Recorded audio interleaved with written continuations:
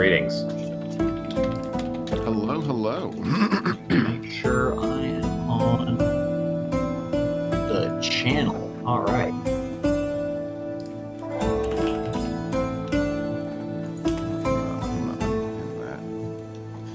right. So how am I going to trim you? Oh, How are you gonna trim them? How? So, hey everyone, welcome to Scion.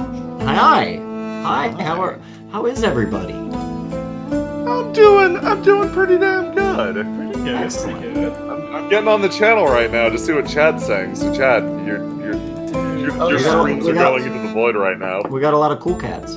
That's Ooh, a a lot of thing. cool cats in chat. Neat. Yeah. What do they mean? I don't know. I have no idea. Thank you for supplying your cool cats, chat. Let me see if I can copy this, I guess. Create URL. I got it. There we go. All right. This is... No Buffalo Wild Wings. I don't want your ad. Be pretty cool, though. Hey, we have chicken. Yeah, tonight on twitch.tv/stabbiness, it's Buffalo Wild Wings. Here's one. What's her name?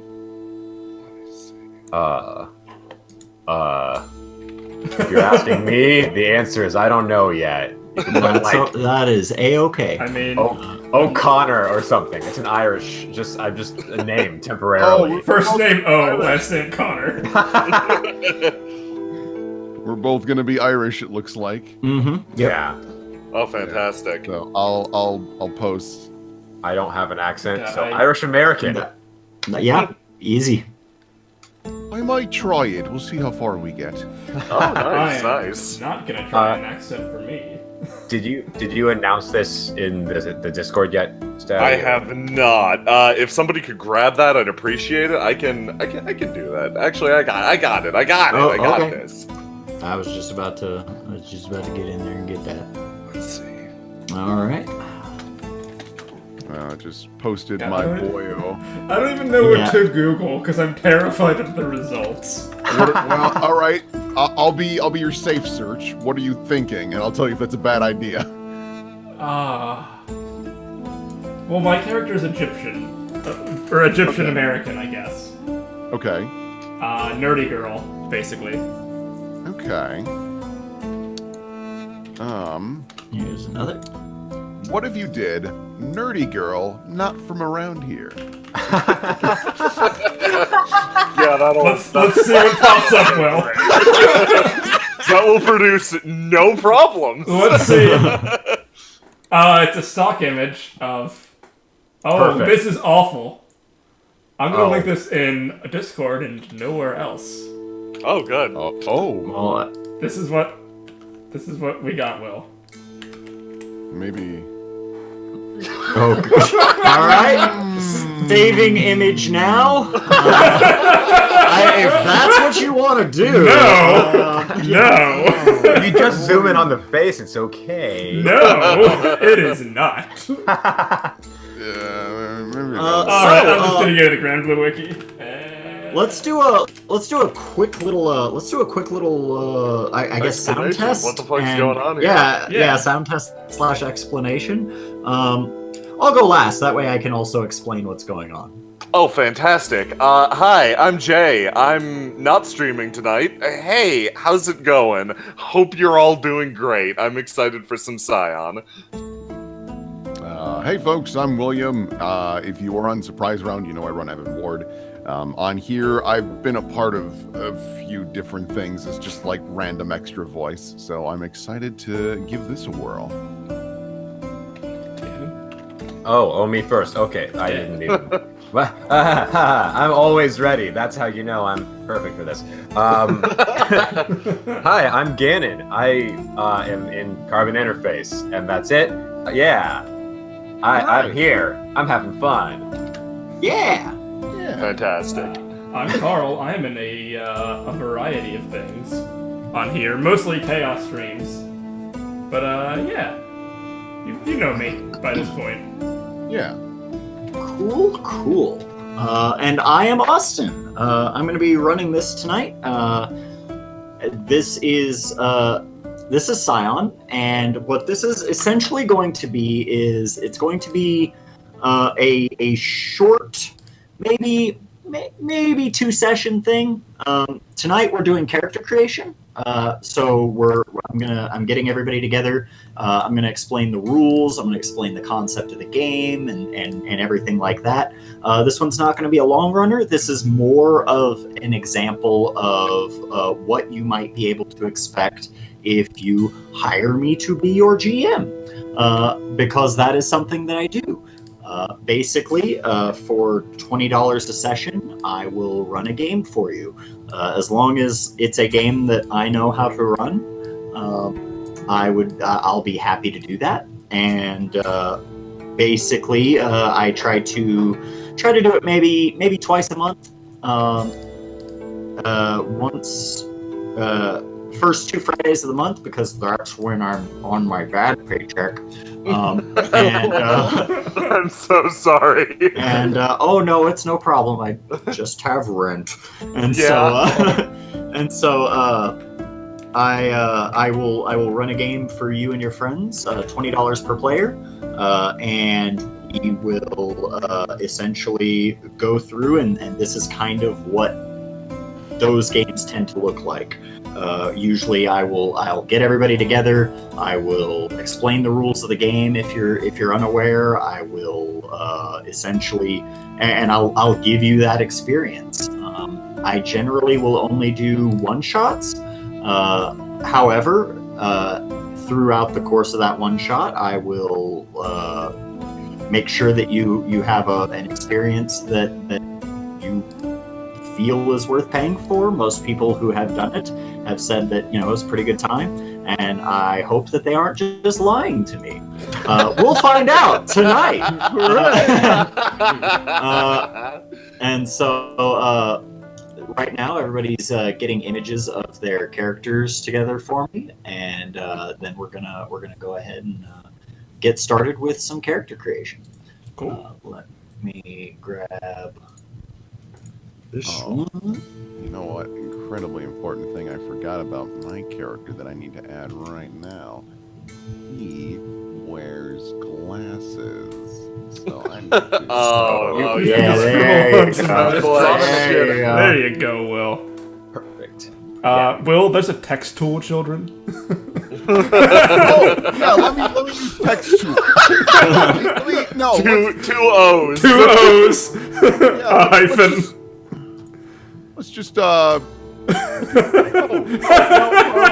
maybe you're onto something because you're so fucking smart. Hang on. Just move these glasses. Perfect. Oh my gosh! Look at this figure. The tiniest the tiniest monocle. No, you can have like little pince nez that just go over your nose.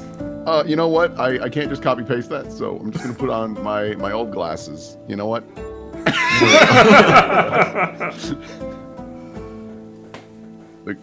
If the glasses weren't so important for what I have in mind for him,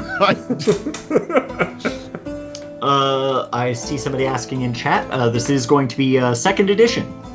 So I'll go ahead and explain what Scion is while we wait for that last little image to come in. I'll go ahead and let chat see everything. I got one. Oh yeah.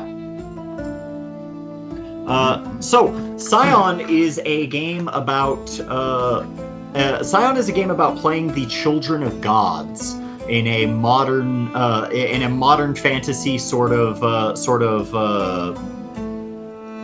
what do we call it? Setting. That's it. That's the word. And if you've ever seen anything like American Gods, it's kind of like that. Percy Jackson, I hear, is a pretty common thing. I'm unfamiliar with it, but that's what a lot of people say, and I think even the book itself says that, that's a pretty good touchstone. And so, as the children of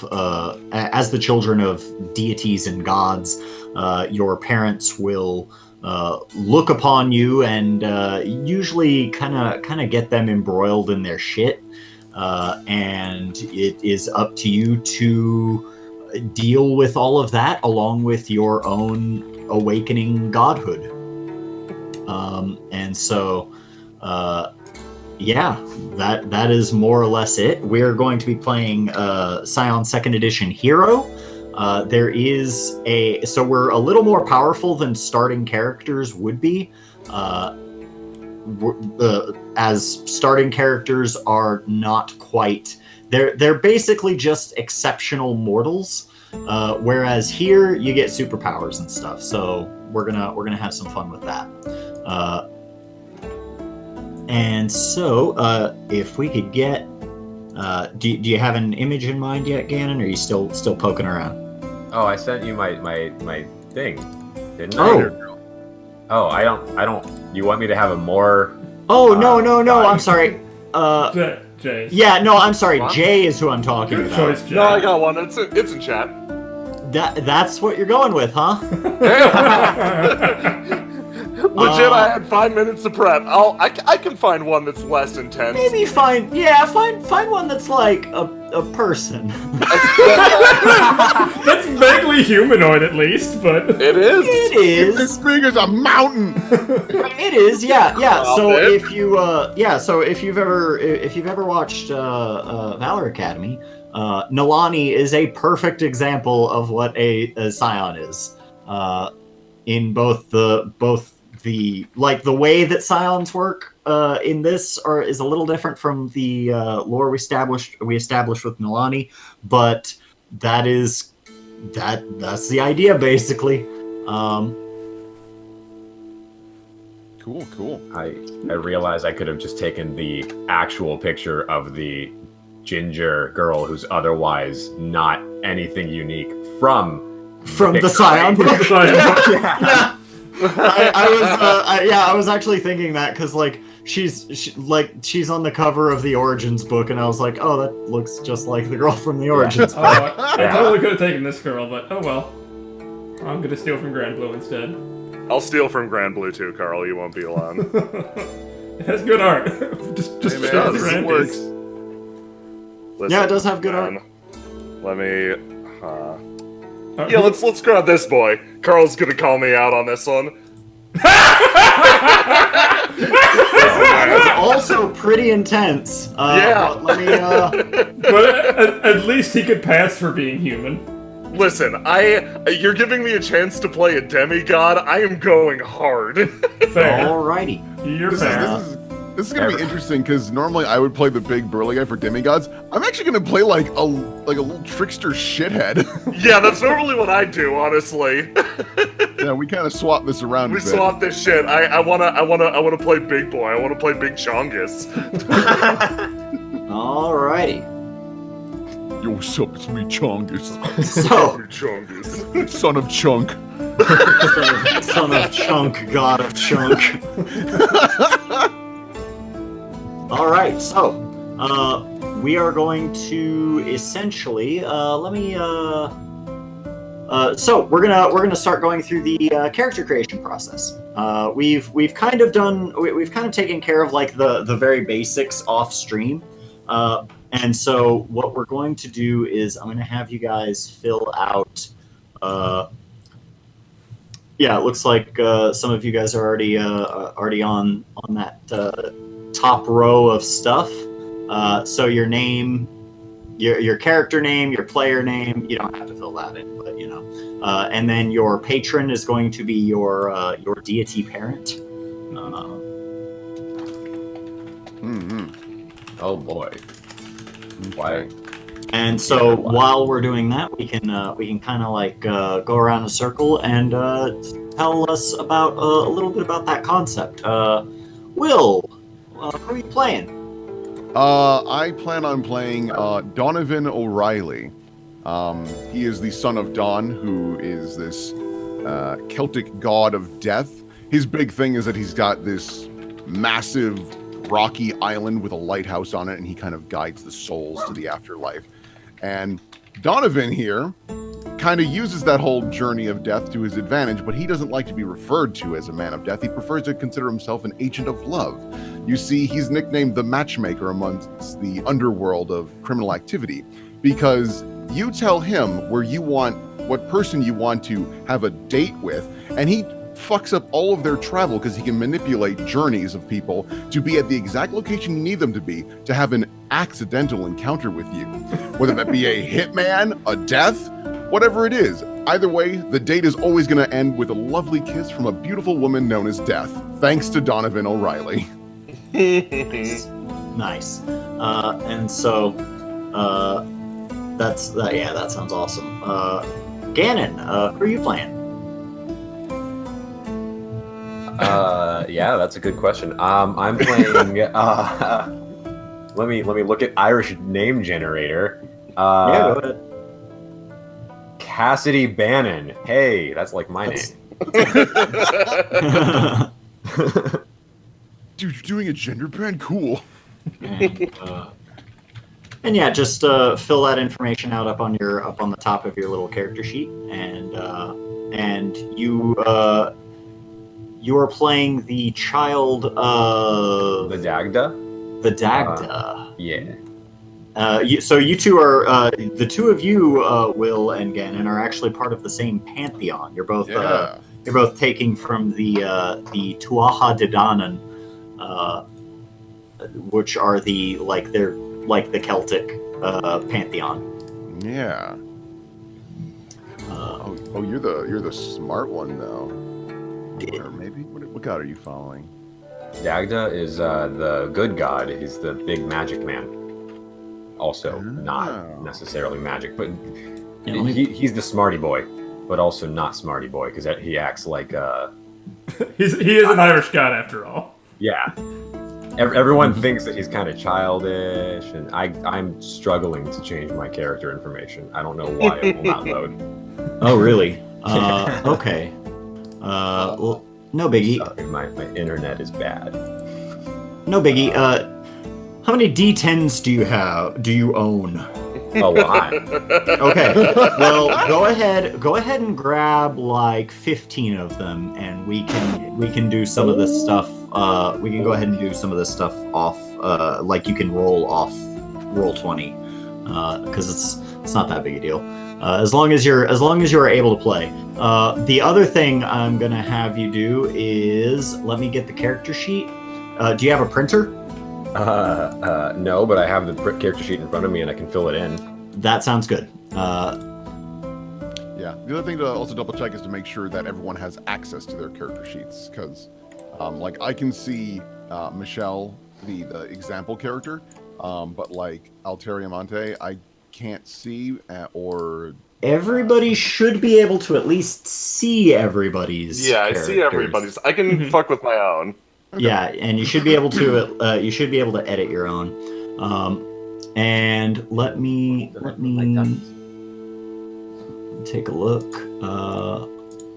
It's in a book. It's reading Rainbow. Bum, bum, bum, While Ganon gets all of that together, let's see, Carl, why don't you tell us about your character? Whose voice is? Hold on 1 second. Whose voice is low, Ghastly Ink? I'm the one in charge of the volume today. Will is low. Okay, I can turn up Will. Will is a little low. Okay. I can turn Sorry. up Will. Will is normally pretty loud, but there we go. That should be fine for now.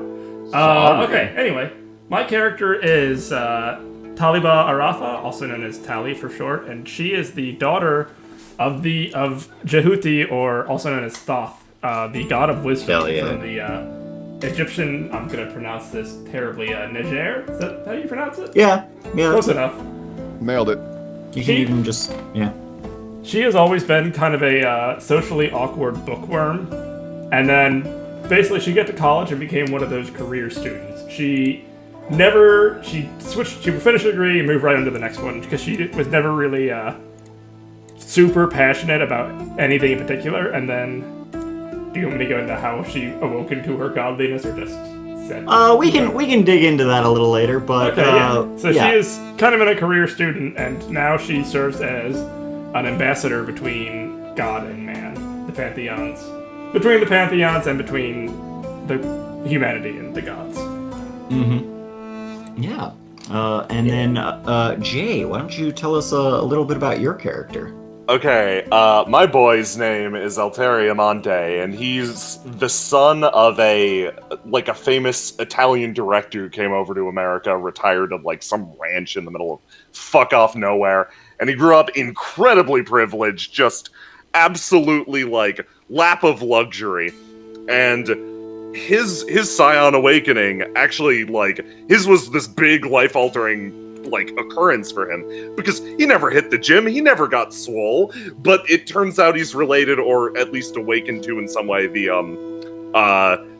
Lotus Prince Nerja, which the pronunciation's hard and I'm trying. I'm doing my best. I believe that's correct as far as the terrible romanization of Chinese spelling can grant us. Yeah, so he went from being an aspiring, like, I'll take it easy, my life's taken care of for me. I'm gonna be a veterinarian. Veterinarian was too hard for him, so he just worked at a petting zoo. And then the next day he finds out he's related to a god that is based on being over the top and proving yourself, and he is all about now getting into the line of like fire and trying to prove that he is worthy of the gifts that he's been granted. Those muscles entirely granted by lineage, 0% work. Spider-Man just woke up the next day like, whoa. Oh shit. I have muscle now. I'm cool now. And tell us a little bit about Nerja for those who wouldn't be terribly familiar. Oh boy, I'm gonna read the section from the book.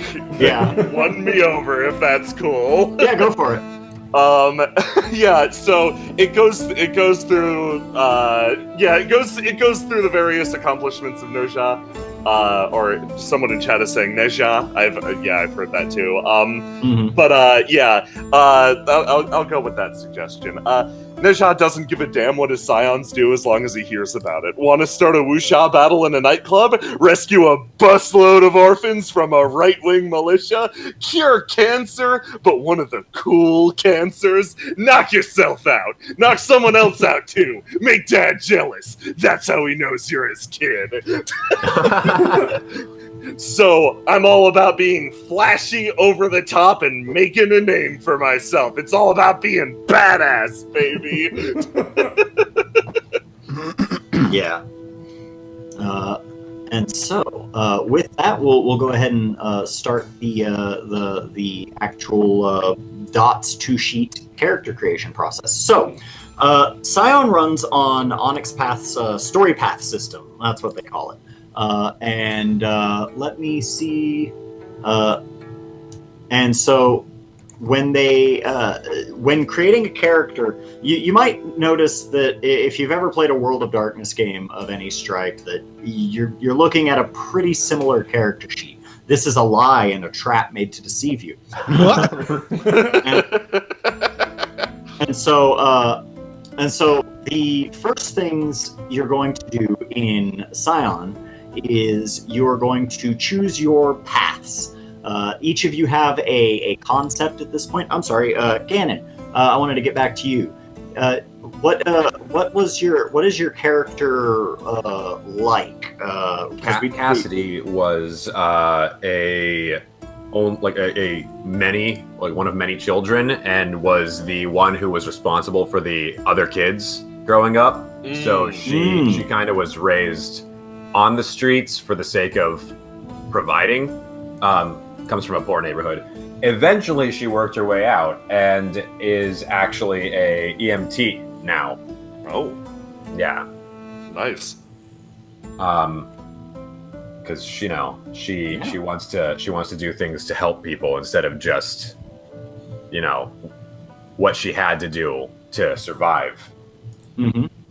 Yeah. Okay. And then, how did learning of your true parentage, how did that change things up for you? That's the one thing I haven't really figured out yet. Oh, that's right. Yeah. And so we'll probably talk about that a little bit as we move on through the character creation process. So what we're going to do first is every character has 3 paths. If you look just below your attributes on the left-hand side, you've got your 3 paths. Now, these paths are essentially statements about your character that inform who they are today. And you have one tied to your origin. This is like your early life. You have one tied to your role. This is like an occupation or something that you might have done. And then you have one tied to your pantheon. This is like the role that your parents made you for, essentially, or more likely the one that you are doing on their behalf. It's kind of how you relate to the divine. And let me grab the sheet, so that, or the section. Okay, here we go.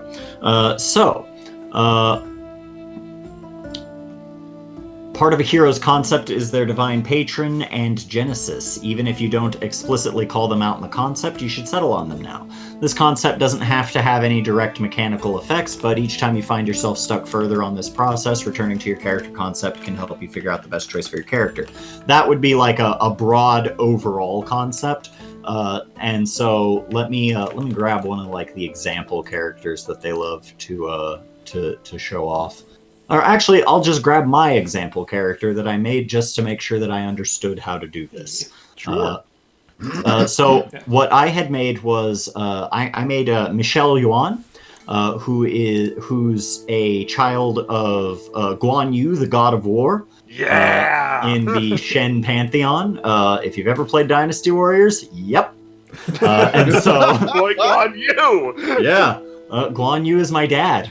And so for her, I chose the paths. I chose promising martial artist as her origin path because her parents got her into martial arts very early. She's kind of like a decent sort of decent at kung fu, and was like put in classes, and her parents encouraged her to do tournaments and stuff like that. And so she grew up with that sort of in mind. And her role is friendly neighborhood beat cop. She's a local police officer who is just trying to take care of her neighborhood, and she's very earnest about that. And I was sort of thinking like I was thinking of like Jackie Chan, like a Jackie Chan movie where he's always on the defensive, but he's trying to do the right thing, and he finds himself in all kinds of wacky situations. And so I wanted a profession that could feasibly find her in those kinds of situations. And her what's the other one? Pantheon path is the war god's hope. Guan Yu had her as basically a way to connect himself to the modern world, and so when she found out she was a Scion, she essentially like kind of is there to teach him about the modern world and help him understand that a lot of the things that granted him godhood are kind of rooted in ideas of toxic masculinity and things like that. That's great. I love that. And so that's kind of like her 3 concepts. And so with each path you make, you will notice that there is a way to open it up a little bit, I think. There we go. Yeah. To open up each path, and you will take 3 skills and assign them to that path. Okay. And you can do that one at a time if you want. Let's see here. And so just to familiarize just for the sake of familiarizing yourself with the skills, integrity, because that's kind of a weird one. A lot of them are fairly straightforward, but integrity is tied to. Let me grab the book just so that I'm not spouting bullshit. But I'm pretty sure it is essentially like your ability to compose yourself under pressure. So like if somebody is trying to do like a mental attack on you, that would play into your defense, I believe. And let me go through the skills. Nope. Probably passed it up. First aid. Here we go. No, wait, that's all combat stuff. That's fine. Character advancement. That's cool. All that stuff. Where's character creation example? Character creation. Okay, let me just go to the. Probably has empathy. So let me. Oh, my boy can't fight at all. He is not going to be a fighter. I challenge you to a fight, Will, because I think mine might be even worse. I don't know. Antagonist, supernatural. Oh boy. Yeah. We'll touch on that in a second. It's probably better just so that you guys, just so you know, you can double up on skills if two of your paths would give you might give you the same skill, you can do that, and then you can that's kind of the way that you can get a skill up to 5 dots at character creation.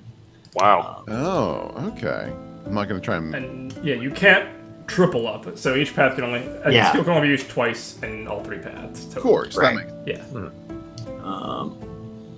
Okay, probably. Let's go with this. Probably call.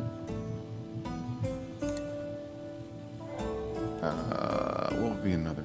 I don't know if I want to spread myself too thin because I don't know the system too yet. But also basically, the way that it's going to work is you are essentially each roll you are going to combine a skill and attribute pool. So it's similar but not the similar. Same. Yeah, vampire. Yep. Okay. Yep. Okay. I don't think my guy knows how to fight at all. I think it's way more interesting. That's cool. Yeah, I think he's just going to be the talker. And if someone like draws again, he's like, "Fuck, I'm out. Fuck this." All right, and then we just put the dots, like a dot in each time we have it drawn in our paths, right? So you can put at least one. Okay. You can put at least one in all of the skills that you are have taken as a path. Have taken as a path skill, and then you can put 2 in anywhere you might have taken it twice as separate path skills. Okay.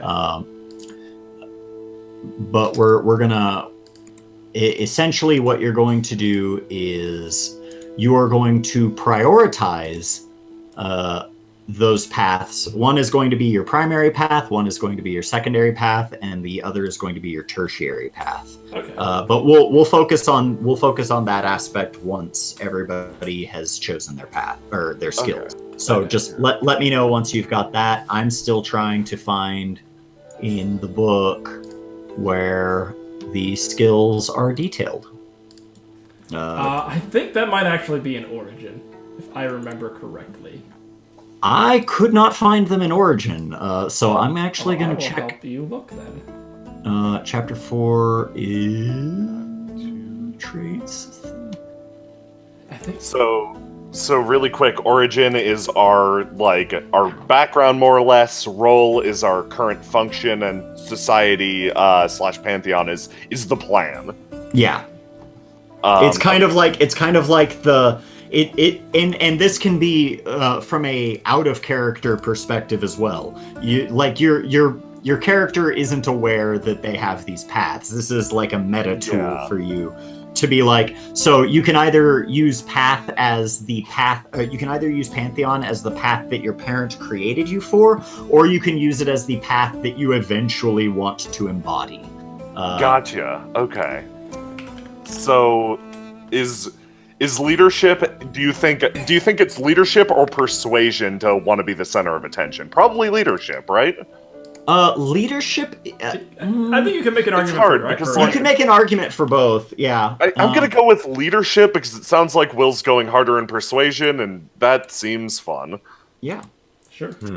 Yeah, I have no leadership. My guy does not lead. He just tricks people to get what he needs and then kind of disappears. I'm bad at talking to people, so I have no social skills. Yeah, Let me see where. I'm trying to figure out because like the only thing that's coming to mind for like a Pantheon mission, but it feels like there's two options. One is the not as exciting or interesting route of Dawn is just like, I want to be the only god of death. Bring me all the souls. And Dawn is like, yeah, all right. The other one is Dawn is like, I'm sick of only being the god of death. Use death to bring people together. Make them learn to love again through it. I like that second one a lot more. Yeah. Let me see here. I don't know what I'm doing at all. Okay, no problem.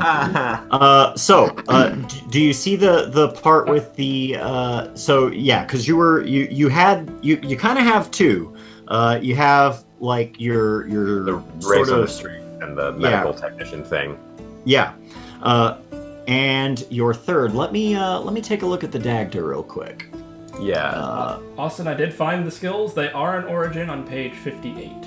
Okay, excellent. I get to be the demonstration of the player who doesn't know what's happening. Yay, me. That is okay. There's one in every group.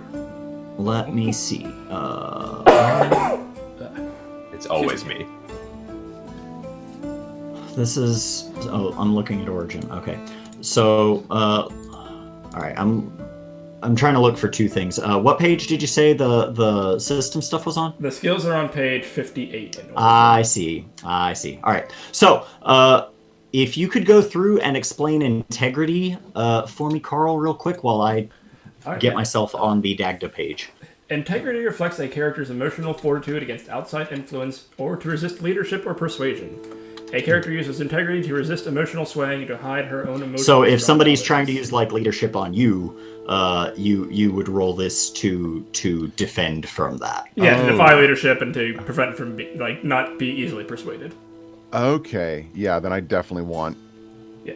You know what? I don't think I will take a cult then. I'm gonna do integrity. Yeah. Integrity can be represented by some training techniques in the military, spec ops, or performing arts, or it could just be an innate skill of certain people. Oh, integrity is performing arts? Okay, interesting. Yeah, or performing arts, yep. Okay. Yeah. No, Donovan moves at his own pace. He does not get swayed easily, unless you've got some real honeyed words or a good offer. So far I've got Mom wanted me to be a stuntman as my origin. My current role is, but I work at a petting zoo. And then Neja's goal or image for my character, I think Neja wants a living movie star. So the role is I want a star. Because my character's mom produces all of the trashy Lethal Weapon equivalent movies, and Neja's like, hey, I want that but in the real world. Go for it, kiddo. Strengths, sagacious, okay. Yet he okay. So I'm just reading up on the Dagda for a moment. The good god, few outside the Pantheon understand the Dagda's lofty position. He eats, drinks, sleeps, and ruts with abandon, hardly the sagacious and mysterious figure they expect from the most powerful she sorcerer. Yet he, like his scions, knows much more than he lets on. The Tuatha call him Dagda the good god, not as a statement of mortality, but one of talent for his ability to perform any magical feat claimed by any druid in history. Unlike Lu, the Dagda's breadth of expertise is innate and effortless. His scions are prodigies and savants who need no training to eclipse their rivals.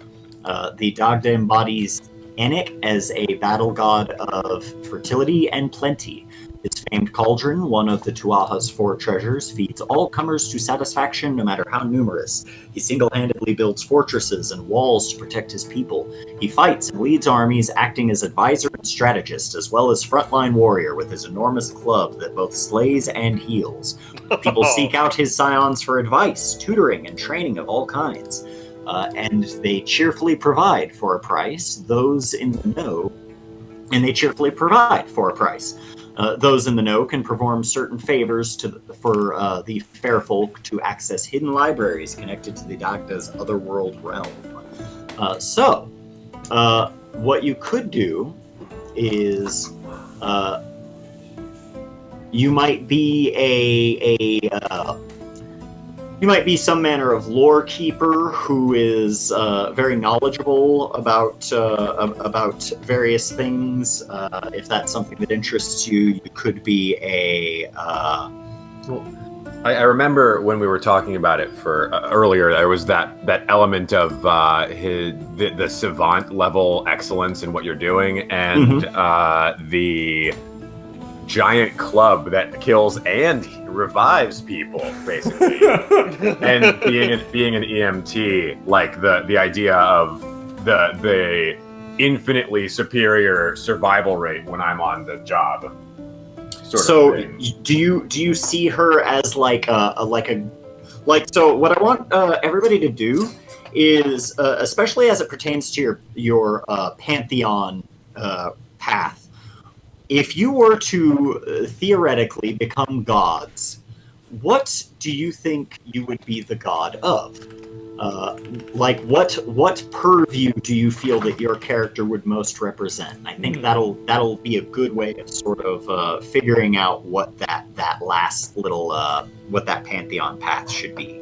And I know that in some cases your parents are more like epic heroes than gods necessarily, but you'll have different purviews and stuff based off of who your parents are.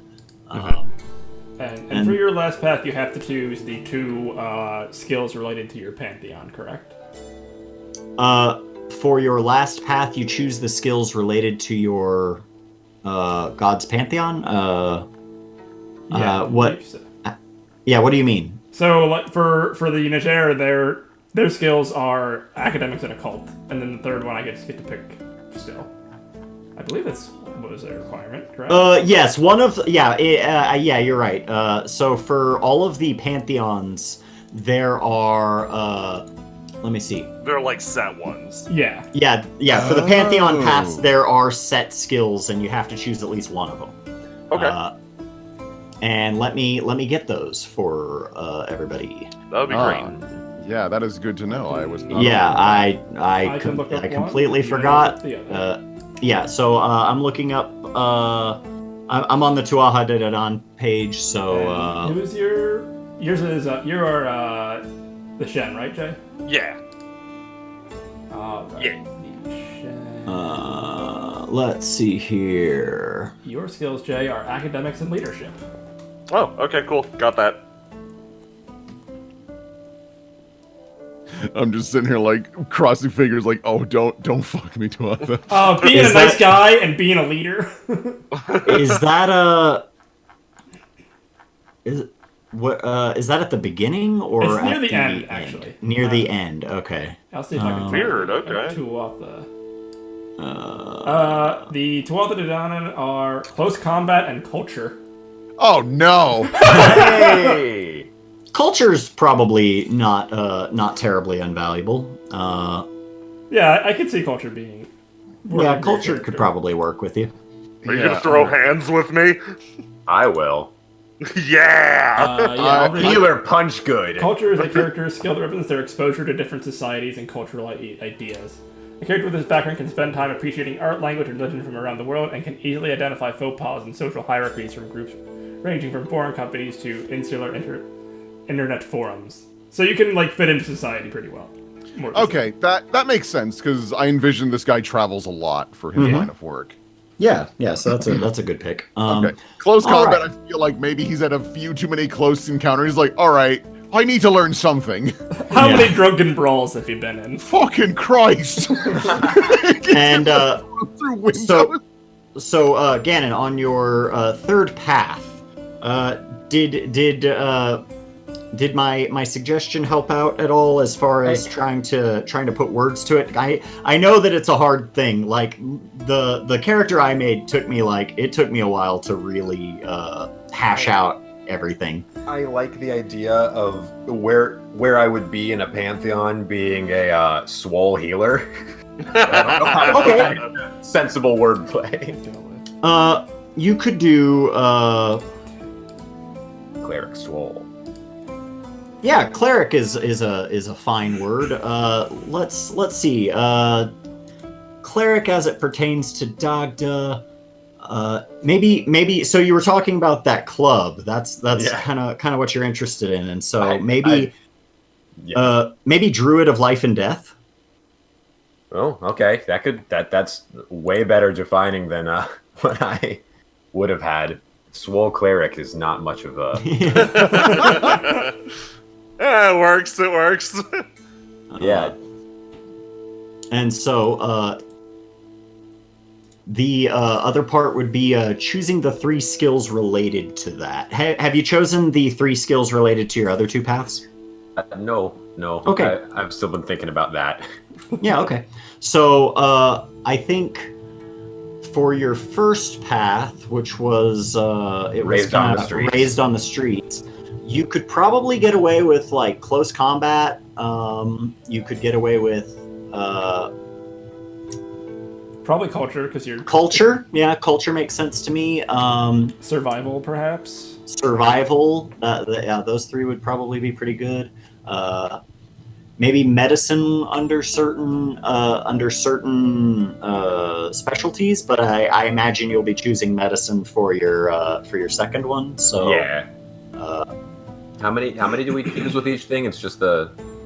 right now you just choose 3 skills per path that align with the idea of that path. Gotcha. Okay. So it's I actually think close combat, culture, and survival are solid picks. Okay. We'll go with Yeah. that. For the second path, it was like EMT, right? Yeah. Okay. I think medicine, leadership, Empathy. and empathy. Yeah. Yeah, I think everything would be good. Yeah, those make sense to me. Pilot for driving the ambulance. Yeah, honestly, that would also. Yeah, no, it makes sense. I don't think any of us know how to drive a car. So all I took of you, pilot from stuntman. all of you, at the very least, know how to drive a car. Yeah. The having a dot in it indicates that you're better at it than Like most. an average human would be. Yeah. Mhm. I'm torn on a few of mine. I'm pretty happy with them, but... So for socially awkward bookworm, I've got science, medicine, and occult. I'm thinking maybe swap medicine to integrity? Because she kind of didn't interact with people and Oh yeah. was could a little stubborn. Yeah. As a child of Thoth, I cannot advise taking occult away. Oh, yeah. I'm leaving occult. I'm thinking of dropping medicine, perhaps. Yeah. I'm just imagining a child of Thoth that knows nothing of the occult. Yeah. Well, luckily my Pantheon path has to do with occult, so I'm forced to take at least one occult. Look, guys, I'm just a librarian. I'm just a librarian. I really I do stuck- not know anything. I stuck to the non-fiction section. Oh, wait a minute. I have one. I'm really more of a Civil War buff. Yeah. Yeah, I think I'm gonna take integrity over medicine. And then with the With the religion, third one. Yeah, mythological path. I'm sorry, one more time? Mythological path. Yeah. So you have to, one of your skills has to be either culture or close combat. Close combat. All right. And the others are your choice based off of what you've chosen. I think maybe occult and medicine are probably pretty okay choices. That way you have the duality. You have the duality within the one path of being close combat and also like healing. Yeah. And it'll probably push your medicine abilities up to the point where it would make sense that you have an extremely high survival rate. Yeah, that makes sense. I'm good with that. Okay, so what you're going to do now? Insane. Yeah, and so what you're going to do now is we are going to tier your paths. One is going to be your primary path, one is going to be your secondary path, and one is going to be your tertiary path. All of the skills associated with your primary path are going to go to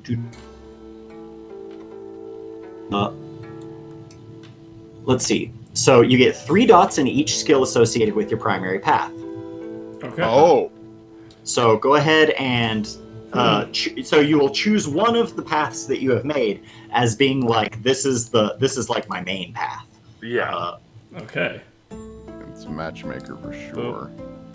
That's Medicine. probably I can keep everyone alive. socially awkward.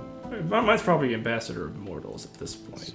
And just to clarify, this adds 3 dots to what we. So you will have 3 dots currently in the skills associated with that. So at Will minimum, it do it it's 3. automatically, or do we need to do it I manually? think you need to do it manually. Gotcha. Okay, just wanted to make sure I wasn't fucking up the scripting. Okay, so that means I already had 1 point and something. So Now you have 4? You'll have 3 total in I just had you mark those so that you knew which ones you had Okay, okay. So it's going to be 3 total in your primary path skills. Okay. So okay, it's 3 total, meaning that whatever we put there it just pushes up to 3. Yeah. Yeah. Correct. yeah, Cool. okay, yes, and integrity. Yep, that all makes sense for what got boosted. Okay, yes, I see now. I'm a real good medical person. And so once you have chosen once everybody has chosen your primary path and your skills associated with that, go ahead and let me know. I'm good. Yeah. Yeah, I believe so. And your sheets all reflect that. Yep. So we will move on to your secondary path, which all of the skills related to that, you will get 2 dots in. Oh, that's fun. All of the skills. All of the skills in your secondary path. So you're choosing one path to be your secondary. Mhm. Oh, and if I have similar, because like I have persuasion in what would be my secondary path, and I have persuasion in what would be my primary path. You add them together. Oh shit! Oh, so you get this is another plus 2 dots basically. Yeah. In all of these skills. Okay. I see. I'm is- getting it now. It is, yeah, it's 2 dots in all of the skills that you have associated with your secondary path. Okay, If well, this I got happens, if you have a skill in common with your primary and secondary path, you just add the total. So you have a 5 in them basically. Okay. Got it. Yep, that makes sense. Okay. Wow, my persuasion's a 5. Everyone will listen to me. Yeah, Oh, you guys are like superhero level characters at Do this I want to be a so- super nerd or a wizard?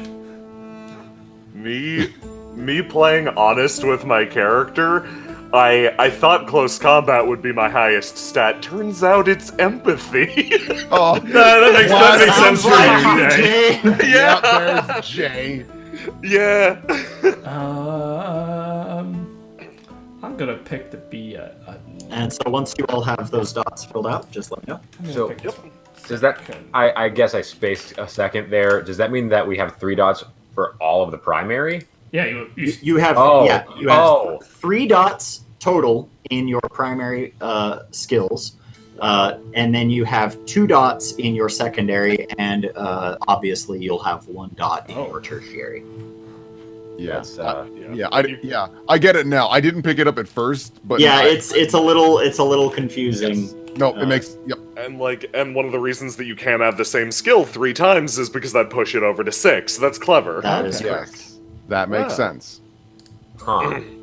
So, what should I have for my secondary? Should my street smarts or my druidic craft be my secondary? I feel like if you're going for cleric druidic crap, but like I don't know, that's on you. The way I've been doing this is what had the most influence on that character. For this guy, for Donovan, the primary thing is the matchmaker. That is who he is right now. That is the thing he's become an expert at. So that was his primary. The secondary thing is actually when his origin, when he assisted at a funeral home, because that was a much bigger part of his life. And the whole using death to bring people together, he's like kind of doing that, but he's like, I'm mostly here for money and to get a lot of really powerful people in my pocket. If that's what if that's my like dumb little homework I need to do to keep these powers, fine, I'll do it. But this is my focus. That makes sense. Yeah, okay. I think I figured out how I'm doing that then. Okay. And once you have all the dots recorded, just let me know and we'll move on to the tertiary, which I already mentioned, but I'm going to say it just again. Obviously, what you have left is going to be your tertiary path. Add 1 dot to all of the associated skills. Okay. Excellent. Okay. So then my subterfuge would jump to a 4, combat and culture would only be 1s. Okay. Makes sense. Boy, I've got 2 5s. Whew. I've Nice. got a 4 in subterfuge, so hopefully I can actually get out of a fight if one starts. I'll throw 1 punch and then leave. All right. And so, is everybody got your dots Yeah. recorded? Yep. Okay.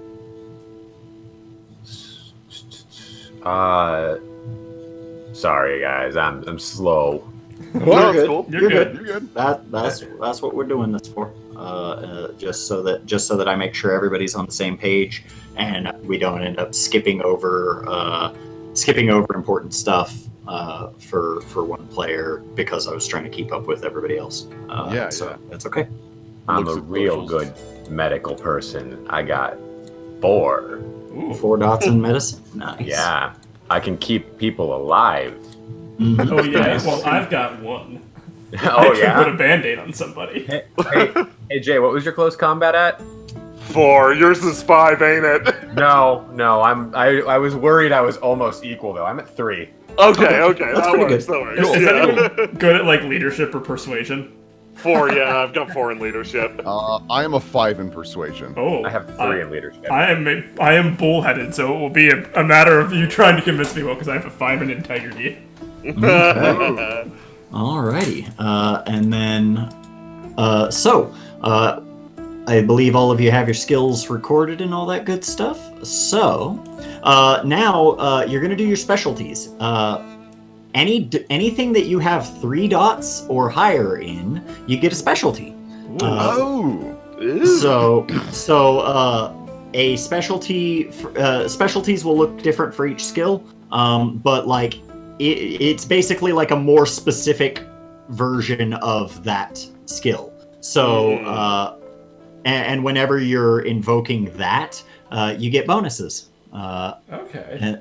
So, like Hype, okay. for Michelle, I have her close combat is a 5, and her specialty is kung fu. For culture, she has blending in. So she's good at like keeping herself kind of she can enter any sort of room and quickly find somebody that she identifies with, and doesn't really matter where she is, she's just personable that way. And for empathy, I used fear detection, so she's good at sensing fear. Oh, okay. Cool. And These are if not you set have things, if right? there's just make it what you want. no it can be anything as long as it fits that as long as it fits in that sort of thing. So like for firearms, you might be like shotguns or bow and arrow. That's hype, okay. And for some of the more esoteric ones, you can ask me and I will look up the examples given just to sort of give you an idea. You don't have to take those, but you can. Yeah. I'm assuming like subterfuge is like stealth in general. Subterfuge it probably is. Subterfuge can be stealth. It can probably also fall into like any attempt to misdirect or lie. Oh, okay. Let me take a look. I see. So subterfuge.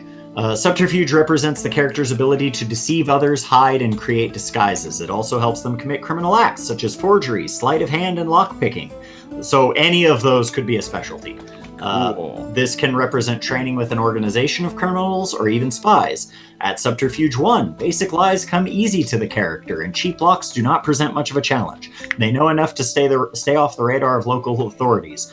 5 Subterfuge is a legend in the underworld. The character can impersonate someone's own mother and clean out a bank vault without anyone even knowing they were there. I'm so close. I'm so close.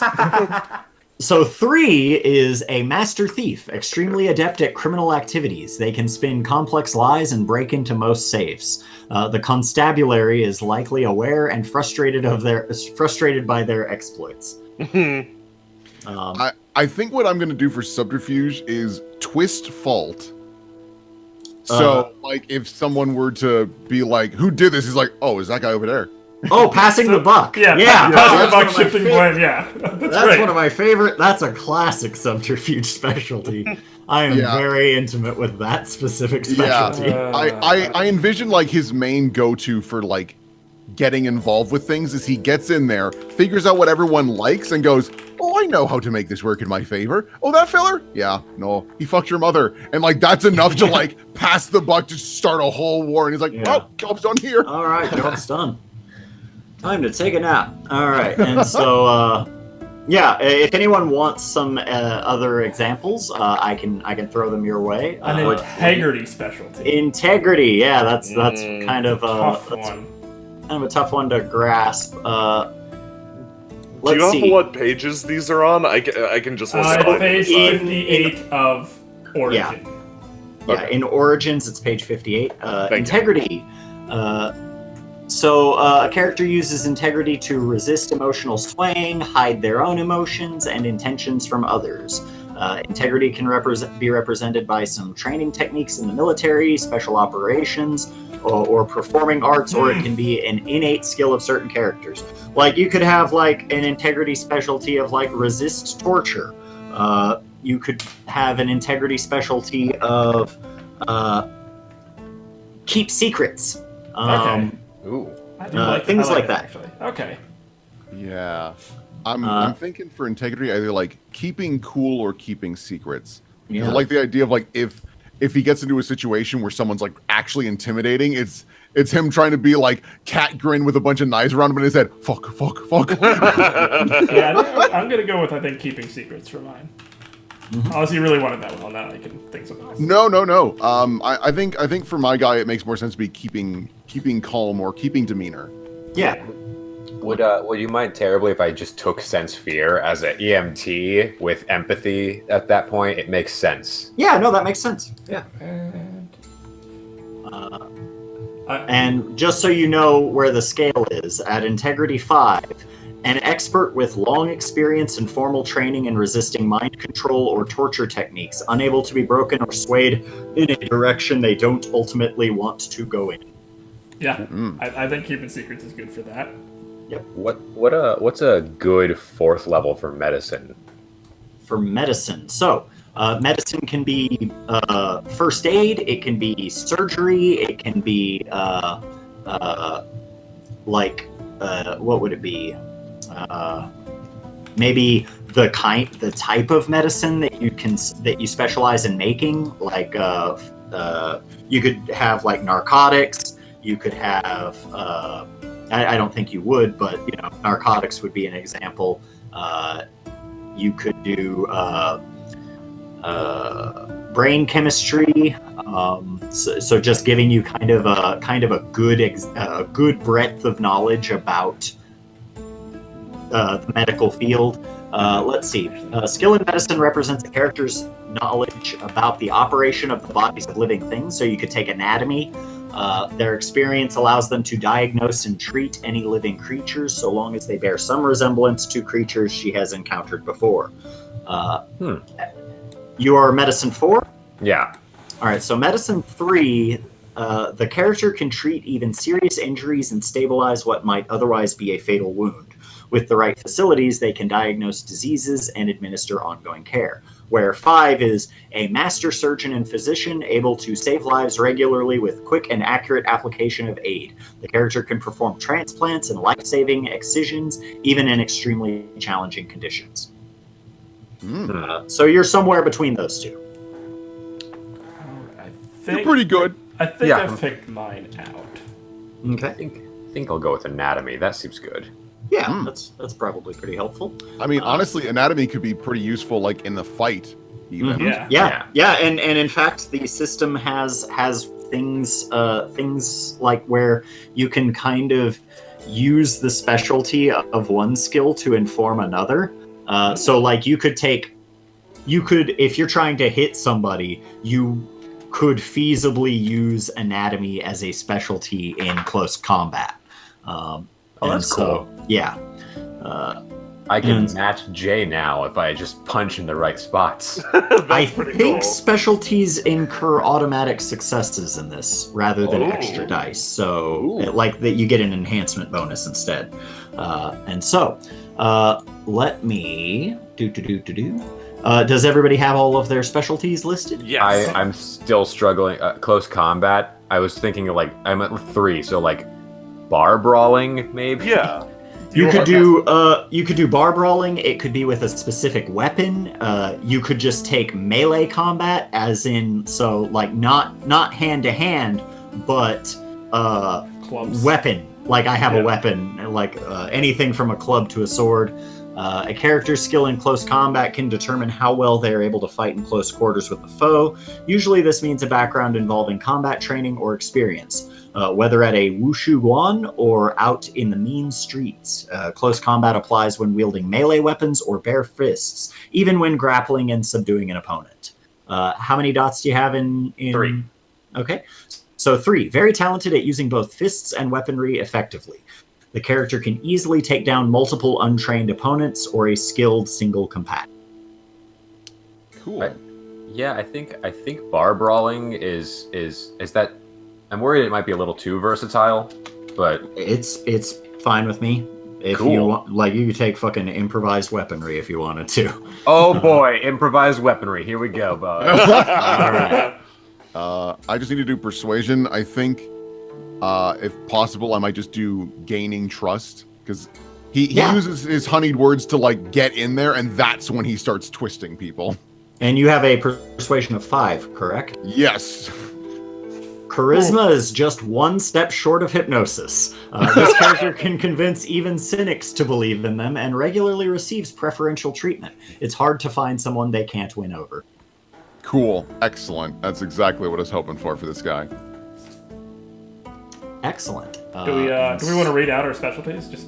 Yeah, everyone go ahead and read out your specialties. Jay, I think you're the only one whose specialties I haven't heard Yeah. too Okay, much about. down the list, they're pretty straightforward. For athletics, badass stunts. So, shit like kicking down doors, punching through windows, hitting the ground and, rolling it off. Close Nice. combat, badass stage fighting. The only thing that's cooler than making a show is making a show with totally fake punches.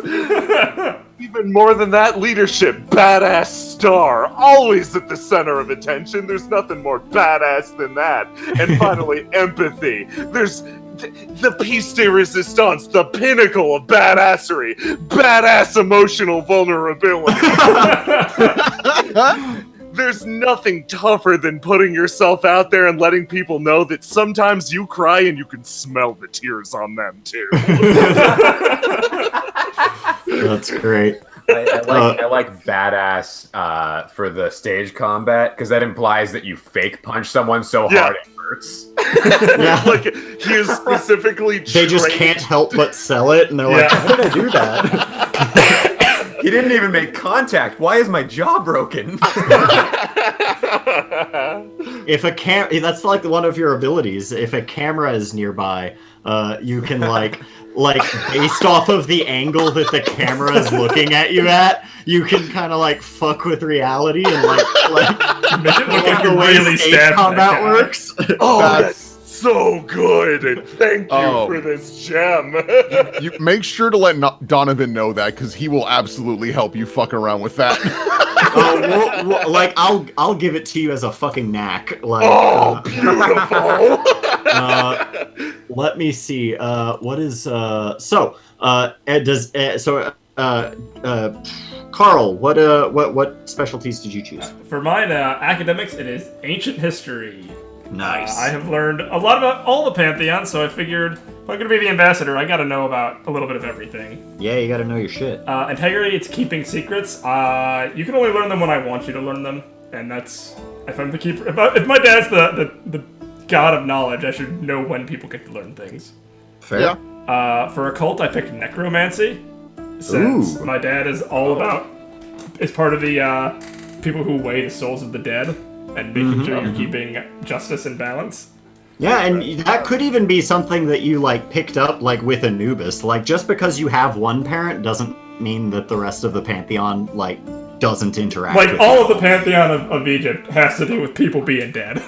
Yeah, I do a lot of cases, stuff with the dead. In most cases, like if you're a scion of Zeus, Hera's probably trying to kill you. Like, Yeah, just that saying. makes sense. And then for science, I picked chemistry because that works with embalming and, mixing chemicals. Yeah, cool. And Ganon, which ones do you have? Yeah, so I only have 3. I have improvised weaponry for close combat, I have sense fear for empathy, and then anatomy for medicine, which I imagine is going to be more applicable to fighting people than healing people. Hey, you never know. And so, and then William. Will, which ones did you go with? Man, so going down the two other path kind of fucked me a little bit. So I've only got 3 as well. So for integrity, yeah. Yeah, no, you're good. Yeah, for integrity, it's keep demeanor.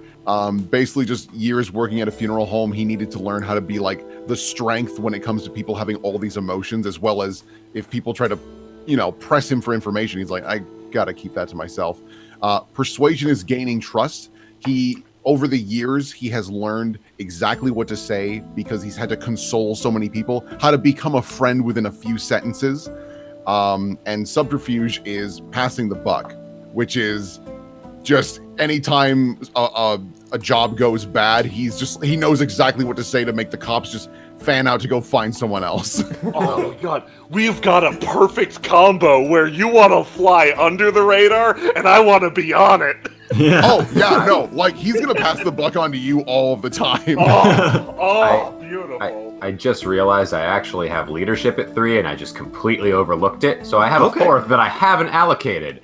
No problem. Let me take a look at what some leadership specialties might look like.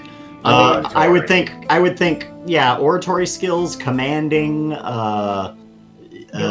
Directing a team, kind of. directing, yeah. Very Yeah, Let's see. I mean, I could absolutely see, as like, because you're an EMT, everyone's losing their shit, like control of a situation. Yeah. Yeah. Leadership 3. The character has spent extensive time leading others, and people are inclined to set aside personal interest for the greater good under their command. Leadership is a knowledge of the techniques needed to effectively lead and coordinate groups.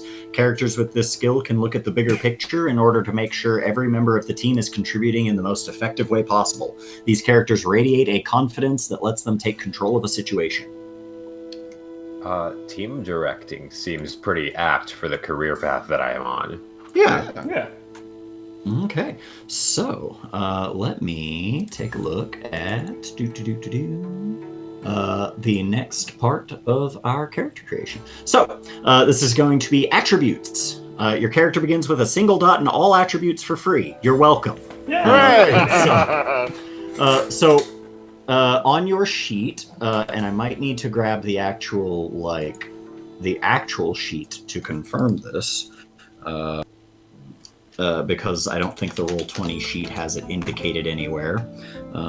Scion 2E character sheet. Here we are. And I'm just going to go ahead and open that up. This is a PDF. And I can't unlock the whole thing because things are stupid. Let's see. Let me... God damn it. I am at step 4 in the hero character creation. I can read it off if you want. Yes, it's well. I can read it. I'm trying to find an example of the sheet so that I remember what the arenas are. Oh, okay. Basically, you're going to prioritize the 3 arenas as primary, secondary, or tertiary, just like you did before. Assign 6 dots to attributes in the primary category, 4 attributes to the secondary, and 2 to the tertiary. Divide these dots however you like, but no attribute can be higher than 5. So, let me see. Building off of... I'm looking at the example character creation that they gave. There's just a by character So, the 3 arenas... It looks like the 3 arenas are power...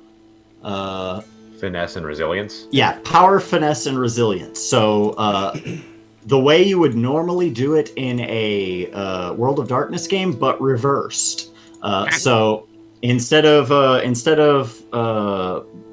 physical, mental, social, you're doing it the other way, where it's Power, finesse, resilience. Yeah. Power is the top row, finesse is the second row, Gotcha. and resilience is the bottom row. Okay. And Sounds so good. you're going to divide 6 dots among those. You're going to divide 6 dots among your primary. What was it? It was 6 among primary. 4 among secondary, 2 among tertiary. Yeah. So, okay. 6, 4, yeah. 2. Okay. Yeah, it makes sense. Oh, man. Okay. I guess I would probably be primary in power, I guess, or resilience. I think I'm going to do primary resilience for sure, though, because looking at it, resolve, stamina, and composure are all things that I want as a EMT. Oh, don't worry, you got more points coming. So. Oh, okay. I'm absolutely finesse. Yeah, 100%. And I'm absolutely Cunning. power. Ours are easy. Yeah, cunning, dex manipulation. Like that's entirely his gimmick. Yeah. So I have 6 points to put in finesse then. Yes, exactly. Correct. I think mine's gonna be. I'm gonna be. I think resilience as well. Okay. I am the book nerd who can take all damage. You know what? Actually, Oh, I'm yeah. gonna pump up manipulation. I'm gonna con people. I'm assuming resolve is like... well, actually, with resolve and composure both being things, I'm not quite sure what the difference is, because Yeah. in most games, those would be the same thing. Those would be the same thing. Let me. If I had to, this is just me guessing. I'm not even actually looking at the book. I think resolve would be like, say you're taking a really hard test and not like stressing out over it, not cracking when something gets too difficult. Where composure would be people constantly yelling at you and you not freaking out about that. Yeah. kind of stuff. Let's see here. Resolve is like the mental drive to push forward. Composure is how you carry yourself through it. Yeah. I see. Let me confirm all of that so that I can. Hopefully, we didn't just lie to you. I believe you are right, but let me see. The attributes are the brute strength and speed of might, deftness of dexterity, toughness of stamina. The mental arena. Well, wait, hold on. So the mental arena is the discipline and attention to details, resolve, and gruff resistance for composure. Yeah, approaches. Oh, so I'm sorry, I got it backwards again. It is physical, mental, and social are the arenas. The others are approaches. Sorry. Okay, then I am certainly mental arena. That is very Oh, much that. okay. My Okay. apologies, I had it mixed up. I'll just reset it. Then I'm No, that's fine. okay. So instead, I'm using the 6 points specifically in the social column. Yes. Correct. Cool. Okay. God, this is hard to pick. This is much harder to pick. Yeah.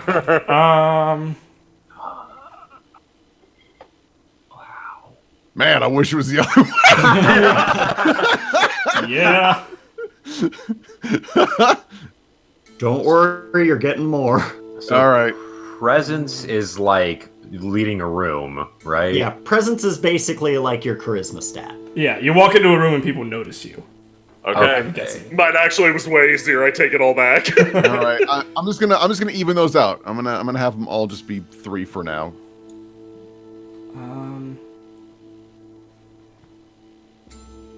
I think I'm Oh, gonna Okay. do My guy's gonna be a fucking noodle. I think primary mental makes sense for me, Okay. being EMT of the Dagda. And you said we get 6 for a primary. You get 6 for your primary. I am not cunning, so I get to have it nice and easy. Put all of my dots in one. Looks at own sheet, sweats. we have a base of 1, right? For each of them? Yeah, you have a base of 1.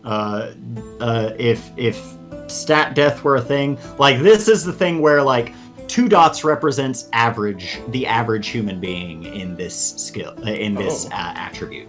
Okay. Oh god, it's hard to pick between. I think I'm gonna do this instead. Yeah. By the end of it, you'll probably have like 2 attributes that you have 1 dot in. At least if going by Michelle's example, Michelle's 1 dot stats are manipulation and intellect. So, Oh yeah. Dummy. Yeah, she's a little bit of a dummy. Oh man, 1 dot might. Here I come. High five. That's fine. That's Don't fine. I hurt think me. I think your HP is going to be represented by your stamina in some degree. So He's had to do a lot of running. He's good on that. yeah, Don't worry. yeah. All right, and then I'm. So your secondary will be 4 dots. I guess I'll hold off until everyone is distributed. Yeah, for 6 yeah. dots. Your secondary is going to be 4 dots. Oh, I already did all of mine, yeah. Okay. okay. Secondary. Okay. mine's Fuck it, 4 in 1 stat. Haha! That's what I was considering, but then I thought That's what I maybe did. that would get me killed. You know. Well, in this one, yeah, I'm gonna. social's my secondary. I like that my build so far is completely ignoring the middle row. It's just like I don't need that. I don't need finesse or I don't need cunning. I or don't need dexterity. finesse. I'm just an EMT. Give me that scalpel. I don't know about this. Thanks for the break. puts a band-aid on his knee. My head's bleeding. Yeah, whatever. You're fine. I got it close. Like It's on your body. I mean, at base level skill of finesse, I mean, I could probably get a band-aid on the right part of the body. That's Yeah. No, that's I'm not just hard. Yeah. All right. What's Oh, up? boy. Stamina is the one that factors into health, right? Stamina factors into health. Composure and resolve factor into what's the other thing? I think it's kind of like willpower, but it's not willpower. I forget what they call it. What were you asking? Social is present manipulation and composure. Yes, social is going to be presence, manipulation, and composure. Yeah. Wow. Yeah, I just completely ignore finesse. This whole Yeah. build. Finesse is cunning, dexterity, and manipulation. So resolve is like your ability to stay focused. It's your ability to stay focused and like multitask and things like that. Where composure is like a social composure. Yeah, staying calm and like Yeah. not freaking Yeah, out in large groups or something. Yeah, that makes sense. Ken, out of curiosity, if I were to get into a fist fight, would Dex be able to be used as damage? Or is it strictly might? I'm fine with whatever. I'm just curious, so I know if I throw a punch, if I'm going to break my hand. If you're in close combat, I believe it's more often than not going to be might. Okay. However, you might be able to convince me that Dex plays a more of a role than in how you are doing the damage based off of what you are attacking with or what your approach is. Like if you're sneaking up on the guy and trying to hit him that way, close combat and dexterity because you're trying to keep quiet. If you're like trying to beat a dude with a baseball bat, that's might. No, more what I figured Donovan would do is like if someone were to approach him for a fight, Donovan would just kind of keep light on his toes when they go for a punch, dive to the side and use a pen just as a really quick jab and then back off immediately. Like that's his more of his style. Yeah, I could see Dex for that. Yeah.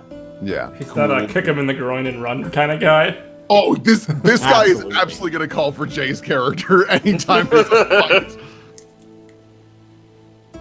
It's like, I'll fucking stream it. Is that what it takes? Yeah, actually. I'll live tweet it. Great. You're just the PR guy for your own survival. Yeah. All the way through. Yeah. And so does everybody have their dots? Yep. Yeah. Carl? Yes, I am ready now. All right, and I think the last was Will. Yeah, and then so for our last attribute, we just have 2 points. Yes. It's 2 points in the tertiary. Okay, then I'm good. All right. So next, choose one of the 3 approaches. Add 2 dots to each attribute in that approach. So power, finesse, or resilience.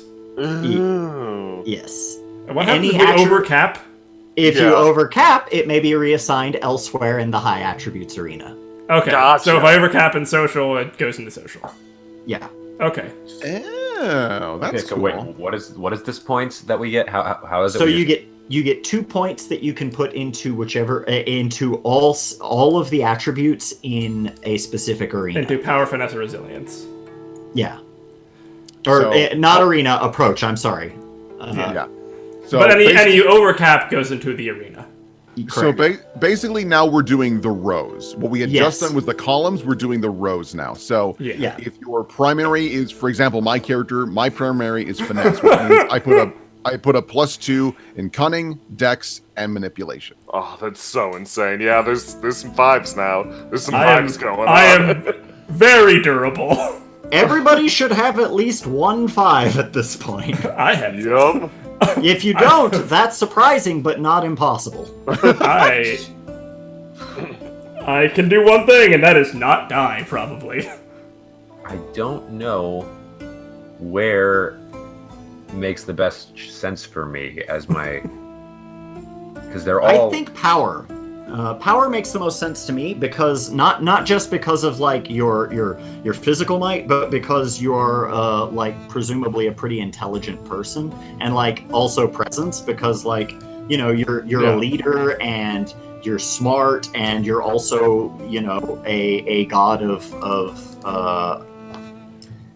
you're ordained to be a god of both healing and dealing as it pertains to death. Yeah. So we have 2 to put through power. So I could put it 1 in intellect and 1 in might, or is it they? No, you put 2 in all of them. Yes, exactly. Yeah. Yes. So just across the board, you get 2, and if you overcap, they go into the arena. So the column. Wow. Yeah. Yes. Yep. I'm so used to D&D starting at like first level and not knowing anything as a character and just No, you guys are I'm badasses. incompetent. Yeah. Grossly incompetent. Yay D&D.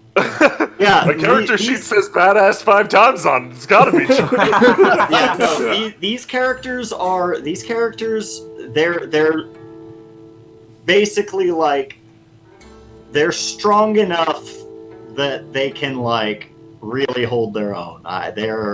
These are not beginner characters for the system. That would be Origin. Origin is where you play your character before their visitation and before they get godly superpowers and stuff. Makes sense. Okay. So what is cunning again? So that I don't completely ignore it if it might be useful to me. Cunning would be like if intellect is like the breadth of knowledge you can hold in your mind. Cunning is like, can I spot something in a room? It's How like quickly can you like, pull that up? Yeah, it's almost like your awareness. It's like your if you were an investigator, cunning would be like how quickly you might spot a clue. Gotcha. Okay. It's kind of like your observation skills and things like that. So cunning actually is useful to me as an EMT. Yeah. I should have maybe allocated my points better, but it's fine. So if you have a file cabinet, intellect is the size of the file cabinet. Cunning would be how well organized that file cabinet is. Oh, Correct. interesting. That's a good way. That's a good way to think about it. And if you have a cunning of 1, then it's basically just It's just a pile of papers thrown in there willy nilly. There are no folders. You would be kind of oblivious. That's how I would describe it. Like you're kind of oblivious to your surroundings and stuff. Open the filing cabinet and find a pair of underwear and just close the cabinet again. I would be interested to hear what everybody has 5 dots in and what everybody has 1 dot in. So Jay, you go first. Oh boy, yeah, I'm kind of min-maxy here. I've got 5 dots in might, presence, and stamina, which just makes sense.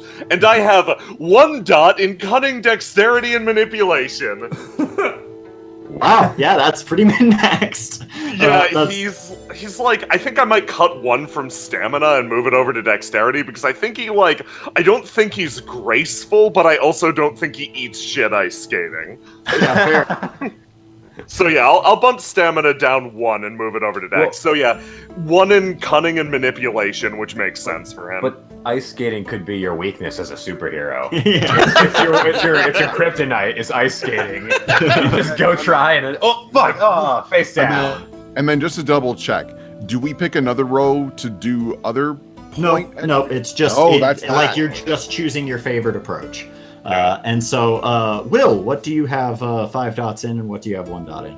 Knowing that, I have modified it slightly.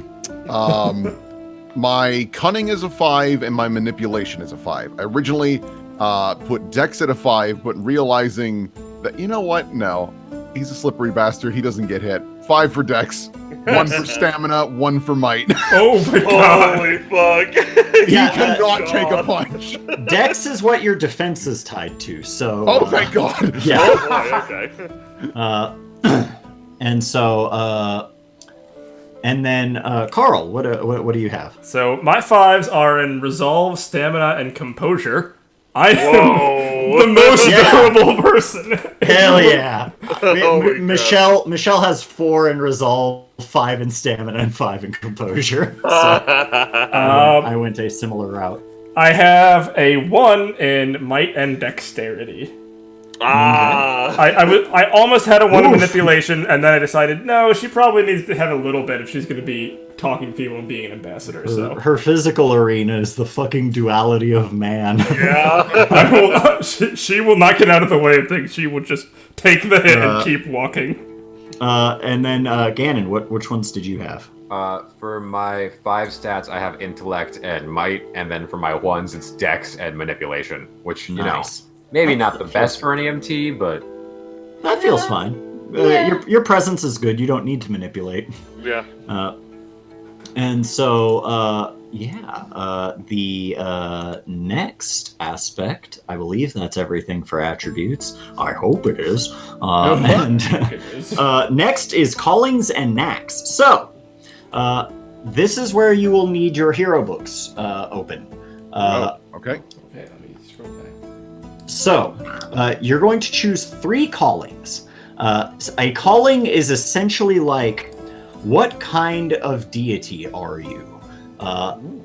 It is like a keyword, and you're going to choose 3 of them. At least one of your character's callings must come from their divine patron's 3 favored callings. The rest you can choose on your own. And let me find the page that the callings are listed on. The callings are listed on page 192 of Hero. Excellent. Thank you. And I will actually double back towards the other pages so that I can see what your person's callings are that you have to choose one from. Looking at the Tuaha, let me find Dawn. I think it's like Journey, Darkness, and Death. It is. I think callings are like Guardian, Creator, things like that. Yeah, I think. Let me see. I think those are. Yeah, you're thinking of the purviews. The callings are a little different. Let me see. I see the Morrigan. I see Noada Ergetlam. Dion Ket. The Dagda. Okay, here's the Dagda. Creator, Healer, and Judge are the callings of the Dagda. And so one of your callings, Ganon, must be one of those. Well, it's pretty obviously Healer. Sure, yeah. Mine's. I already grabbed mine. I'm getting Warrior for mine, so you're good for me at least. Cool. And for Dawn, who is, I'm sure, around here somewhere. There he is. You can choose Leader, Liminal, and Trickster. Oh, these ones. I'm sorry. Yeah, you're good. I'm gonna do Liminal because that one has so like cool. the most like manipulation and Oh, it's so there's one where I can punch someone in the stomach and teleport them out of this dimension for a turn or some shit. Yep. I'm torn between Sage and Guardian. I'm leaning towards Sage because it kind of fits better with the character. Mm-hmm. And you could also just choose Guardian as one of your secondaries. True, yeah.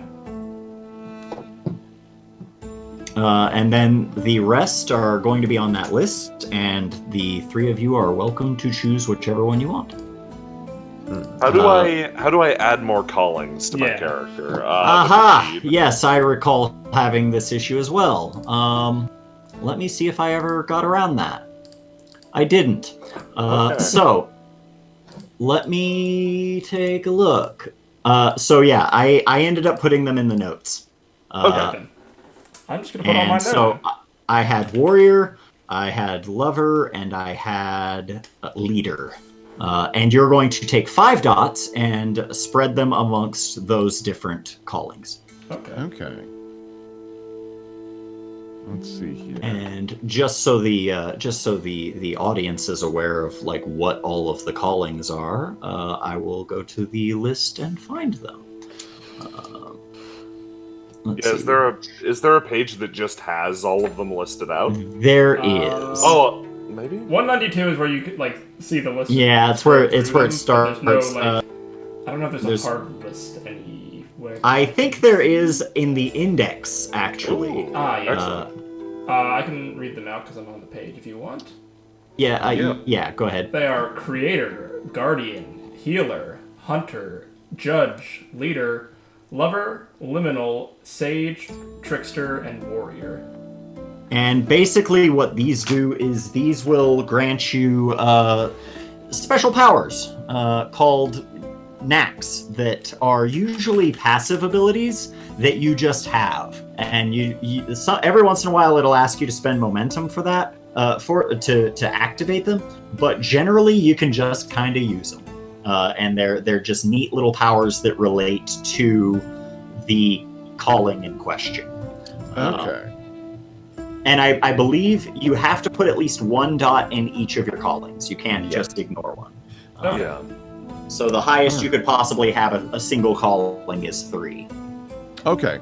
So maybe what I'll do then, because reading through this again, and based on what I now know of Donovan, I think instead of Liminal being my main thing, it's going to be Trickster, because that is still a part of our good boy Don. But then go Liminal as a side thing and Lover, because of Because he fucks. Yeah. He doesn't fuck. He helps people fall in love by maybe killing their parents. No. See, but the first sentence of Lover is saying God's marry, God's fuck. So he fucks. Yeah. Okay. I'm sorry, everyone. In no other way will I tell you anything about your character, but you all have to fuck. No. Oh no! I don't know what I signed up for, but I'm scared. Yeah. I'm excited. $20! $20! And all of this can be yours. You fucks. Oh my god. Wow. Yeah, your primary doesn't have to be from your patron, but it can be if that's the way you want to do it. Yeah, I think I'll do. I'm having trouble with that third Yeah, one. there's some choices here. Because healer and guardian make a lot of sense for me. That third one, I'm iffy. Warrior! Well, yeah, I guess. That makes sense. I guess If thinking about like the duality of it, was kind of like the theme, one of the big themes of your character. I think warrior's a good fit. yeah, that makes sense. I'll go with warrior. Yeah, I was totally lost on that. And then we have 5 points to divvy up between these three. Is that? You have 5 points to divvy up between those three. For each dot you put in it, you get a knack. You have at from least that- from 2 in that all one. of them, right? No, you have at least 1 in all of them. At least 1 in all of them. Okay. All right. So maybe. Yeah, I think what I'll do is I'll make trickster at 3, and then or at 4, and then bump up liminal and lover to 2. Wait, hold on, one more time. No. That's Yeah, too that's many right. points. So you have 5 points to spread between all of them. And you start at 0 in all of them. Yeah. Oh, you started. I'm sorry. Yeah. Well, No, you're we good. started at 1 for so many. Like, for Yeah, so long. essentially Yeah, you that's start at right. 1 and you have 2 extra points to put into whatever. Also, on the sheet itself, it starts whatever one you have at 1. So it was like, oh, okay. So then they Yeah. also. Yeah, sorry. Good to know. that's fair. Okay. That's fair. So if that is the case. So you can have 2 at 2 and 1 at 1, or 1 at 3 and 2 at 2. Yeah, I'm torn on which one I want. If I want to do 3-1-1 or 2-2-1. I think I'm gonna do 2-2-1 for now, at least, because I still need to like actually look. Yeah, and like see. which ones you want.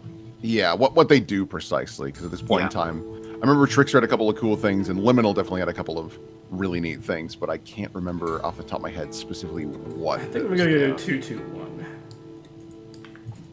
That's another one. Let me take a look at some of those. Alright, I have picked mine. Scroll on down. All right, here we go. That's just listing them. It's not showing their knacks.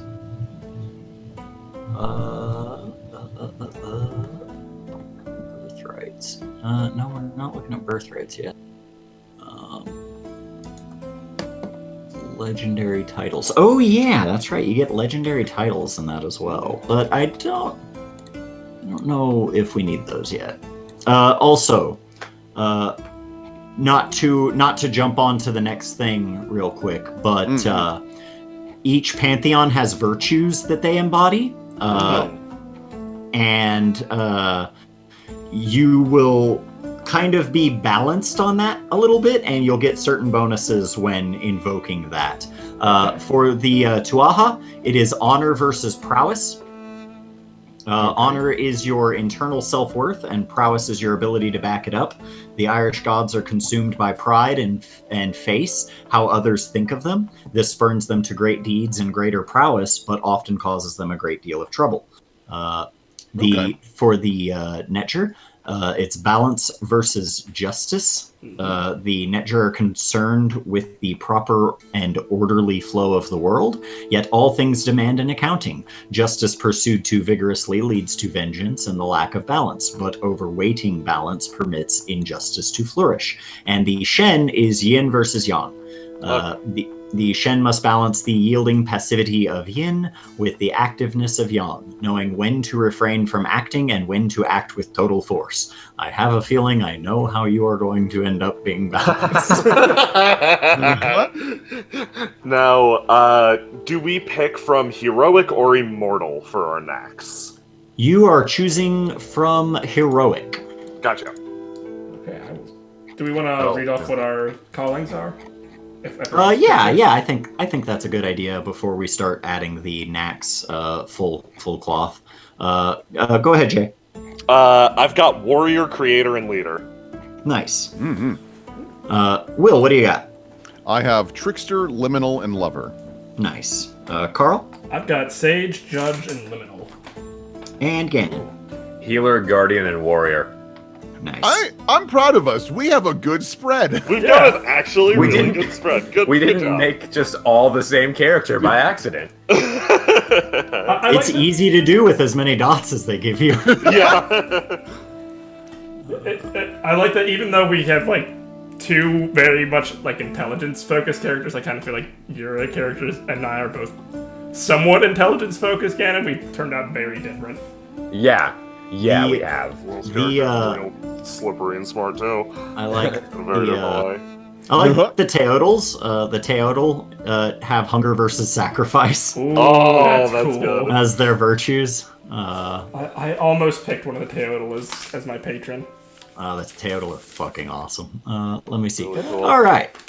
Oh no, I didn't. I just thought they were all cool. I just didn't have what I fit in mind. Yeah.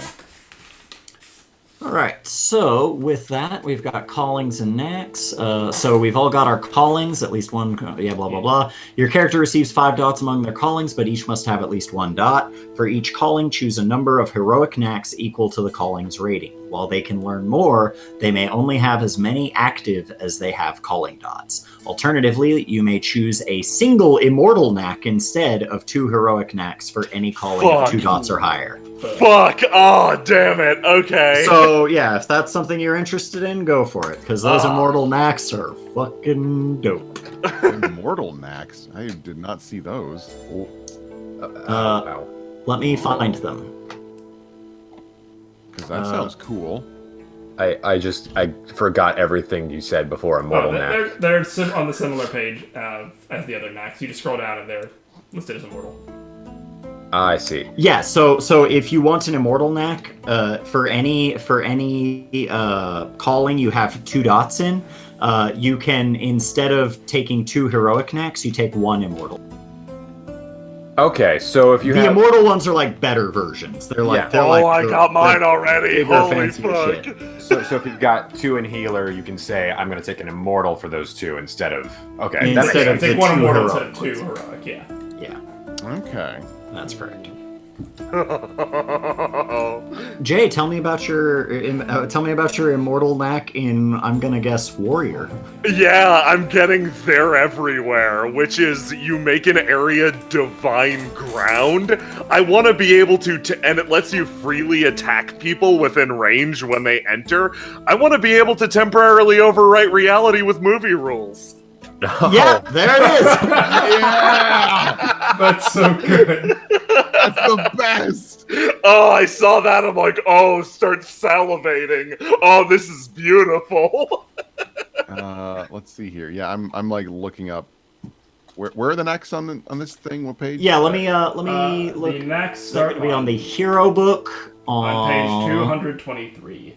Well, no, like, thank you for all the subs. Also, I didn't draw attention to it. I was too busy salivating. Oh yeah, these. Okay. Healer. Okay, and there's the immortal version. Torn between these 2 judge ones. Yeah, it's... Yeah, this one just fits perfectly for my character. I gotta take it for my judge point. If I'm gonna be tanky, I may as well get benefit out of getting punched in the face. So for my judge one, I picked eye for an eye. When you suffer an injury, spend a moment to inflict the same injury on the target that attacked you. Nice. The target must attack you, so if I'm not gonna dodge, I'm gonna get punched in the face. I may as well be able to say, okay, you have to do it too now. All right, go ahead and punch me in the face, motherfucker. See what happens. Because all the other ones just don't really fit her character. They're all like detective sleuth stuff. Punch Oh. me in the face in real life and not online, motherfucker. See what happens. I'm kind of tempted for this immortal liminal. It steps sideways. When you take the move action, cross the distance instantly, ignoring any hazardous or difficult terrain. So I could basically just like teleports behind Yep. you. You can absolutely do that. Oh man, I'm so tempted to make this guy basically play like a ghost or like Dio, where like if you're not watching, just disappears and reappears somewhere else, still talking to you. Or if they are watching. Yeah. Ooh, move action does not apply to. Okay, maybe. Yeah, so you could do it and then move. Ooh. Okay, I'm gonna look at all these. What do I have a 2 in as well? Trickster. Yeah, what are the heroic trickster or an immortal trickster? I bet there's some. Yeah, I bet there's some real good bullshit. Oh, make an exact copy of yourself. The copy has all of your attributes and skills. Oh shit. I just send another me to do shit. Oh no! That's great. Like, that's enough. I love these immortal skills because they are enough to base an entire character around. Like, they're so cool. Oh, here's the J ability. Surprise, voluntarily be taken out. And come back later unharmed at any point in time during the session to make a surprise attack. That is the most so fun. That's so Jay. I love that we traded because I'm looking at all the trickster stuff and my eyes are going wide. I'm like, no, I'm gonna be a beefcake this time. I'm gonna be a big beefy boy. You say through tears, fighting the beefcake out. So, Feeding a goat. So like Take care of woven. the rabbits. So there's some terminology here I'm not super familiar with, but if it is what I think it is, this could be good for my character. Woven from lies. When you spin a story or craft an elaborate deception on an epic scale, spreading a vicious rumor across the world via social media, convincing a whole society of people that you're someone you're not, imbue a point of legend rather than spending to invoke your legendary title as a feat of skill or scale. I don't know what that Okay, means. feats of scale. In this game, in this game, the difference between a normal mortal and a hero is substantial. It cannot be properly measured with dice, and so you get that's where scale comes in. Scale is and that same difference is like the difference between a demigod and a hero. If you are going up against someone who is, if you are going up against, let me go ahead and find it just to be sure so that I'm reading it correctly. But basically, like if you're a normal mortal and you want the hope of harming a god or demigod, you have to be incredibly lucky, even if you have dice, because you're going to start with. You're going to start with, what do they call them? Basically, let me find it just so that I know how to explain it properly. It'll be a hero. Because you'll all have a legend rating, and that is both a rating and a pool that you can spend from. So is legend almost like inspiration from other games? Like you could spend a point of inspiration to do something cool. Be like it's kind of like that. Let me see here. You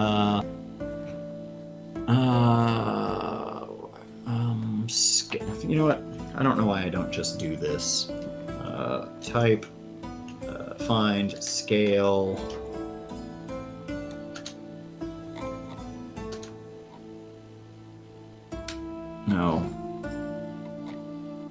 No, take me to the top. My mouse is giving me a real hard time at this moment. I'm suspecting it's actually just not working. Give me 1 second. I think it's the PDF reader in fucking what do I need to look up? Internet Explorer. I'm looking for scale and where it explains that system. Okay, let me scroll. I think it'll be feats of scale. Oh man, I was looking at the Immortal Warrior stuff just out of curiosity, and those are all really cool. And then I look at Heroic Warrior, and there's Death by Teacup. Yep, that's the one that caught my eye. That one's fucking really cool. Get Death by Teacup. It's so good for you. I'm specialized in improvised weapons. Yeah, it's perfect. Double up. think that might actually. Maybe that's an origin. I think it is Actually, an now that I origin, think yeah. about it, yeah. Feats of scale. Let me find scale. Here we go. All right, got it. Teacup. All right, so this is not the page that I clicked on. It keeps scrolling weird, and I don't know why. Let me see. Paths and boons, blah, blah, blah. This is all world stuff that I'm probably going to ignore for the most part anyway. Wrong page. It's like I have to, for every time I want to scale, for every time I want to scroll down, I have to scroll like 2 or 3 times, and then if I scroll up on accident, it fucking jumps 3 pages ahead. And so, here we go. We're getting there. We're almost there. These are skills. I know how skills work. Thank you. Can you also just grab the little thing, little bar on the right, and just scoot it up? No, that's not working either. Great! Yeah. All right, scale. Here we go. Let me please be very careful as I scroll back up to the top of this page. Yep, thank you for putting me a whole page ahead. Scale. So, scale represents a sizable gap in raw power or scope between 2 things. Many supernatural beings operate on a level entirely above humanity. While exceptional equipment can give an incredible edge, scale has 2 components, narrative and dramatic. Narrative scale describes the multiplier you should apply to successes or static traits. So, when comparing scale to minor characters and story elements such as scenery, bystanders, and minor combatants, feel free to hand-wave the scale multiplier as a rough narrative benchmark of what happens. So basically, it will multiply your successes based off of how above you are. So like, yeah. So like an origin human or a normal mortal human would have to get twice as many successes to do as much damage to you as you could do to them with a single success. Like, holy crap! Actually, 4 times as less, 4 times as little, because it works both ways. If every success you get against them would count double. Oh wow! Okay. When applying scale to 2 opposing forces or individuals, compare each character's scale and then apply the benefits of the difference to whomever has the higher scale. For example, a car racing after a human receives enhancement 4 due to its roaring speed. Enhancement is their word for automatic successes. Sure.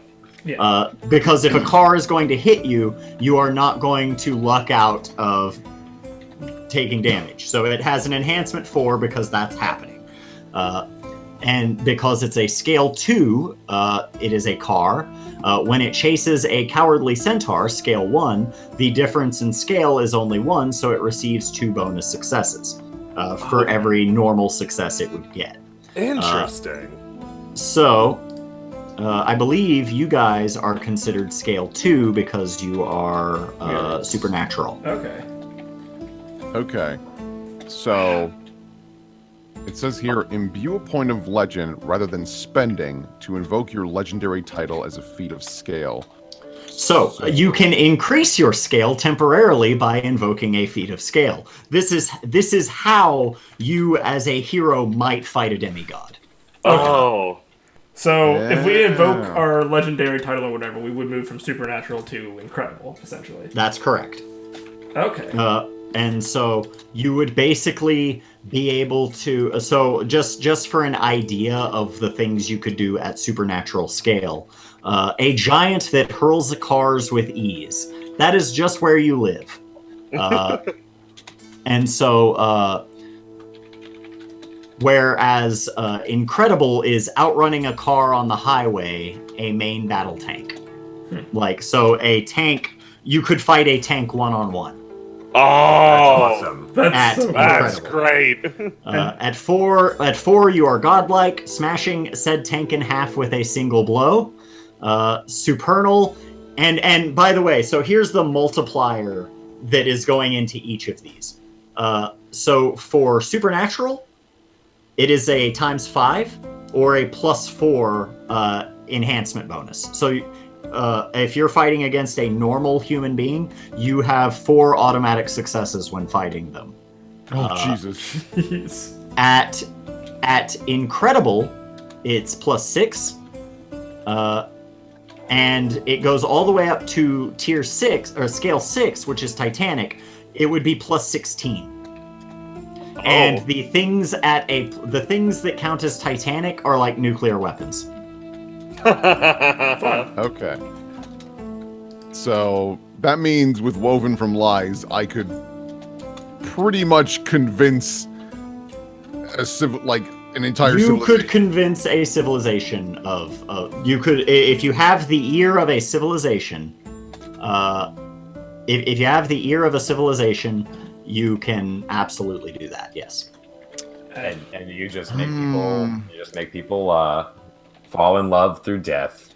Mhm. So if I Yeah. take this one, that would so instead of if I imbue a point rather than spending it when I invoke my legendary title, I would gain a point in that pool as opposed to having to spend a point for one of my knacks. You would essentially you would bump up to the next scale for that thing. If I'm Okay, understanding so- your ability correct. So I'm reading Pierce the Veil. When you cross boundaries on an epic scale, descending into the afterlife on foot, driving your way across the globe, imbue a point of legend rather than spending to invoke your legendary title as a feat of scale.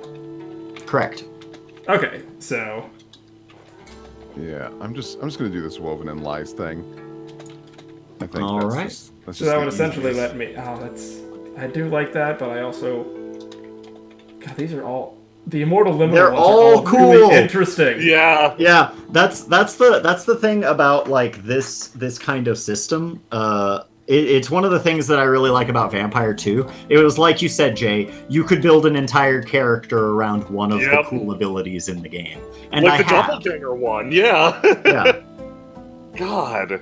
like So it's the same. fucking It's the cool. exact same as like in Vampire and stuff. Oh. Yeah, I mean, Uh, Death by Teacup on its own is such an interesting piece for a whole character to be built on. yeah. Yeah. That's one of the weaker ones from what I've seen. Like it's totally not weaker in that sense of like it's still really powerful, but compared to some of the other really flavorful stuff, that's just kind of like a sizzle. Mhm. Yeah.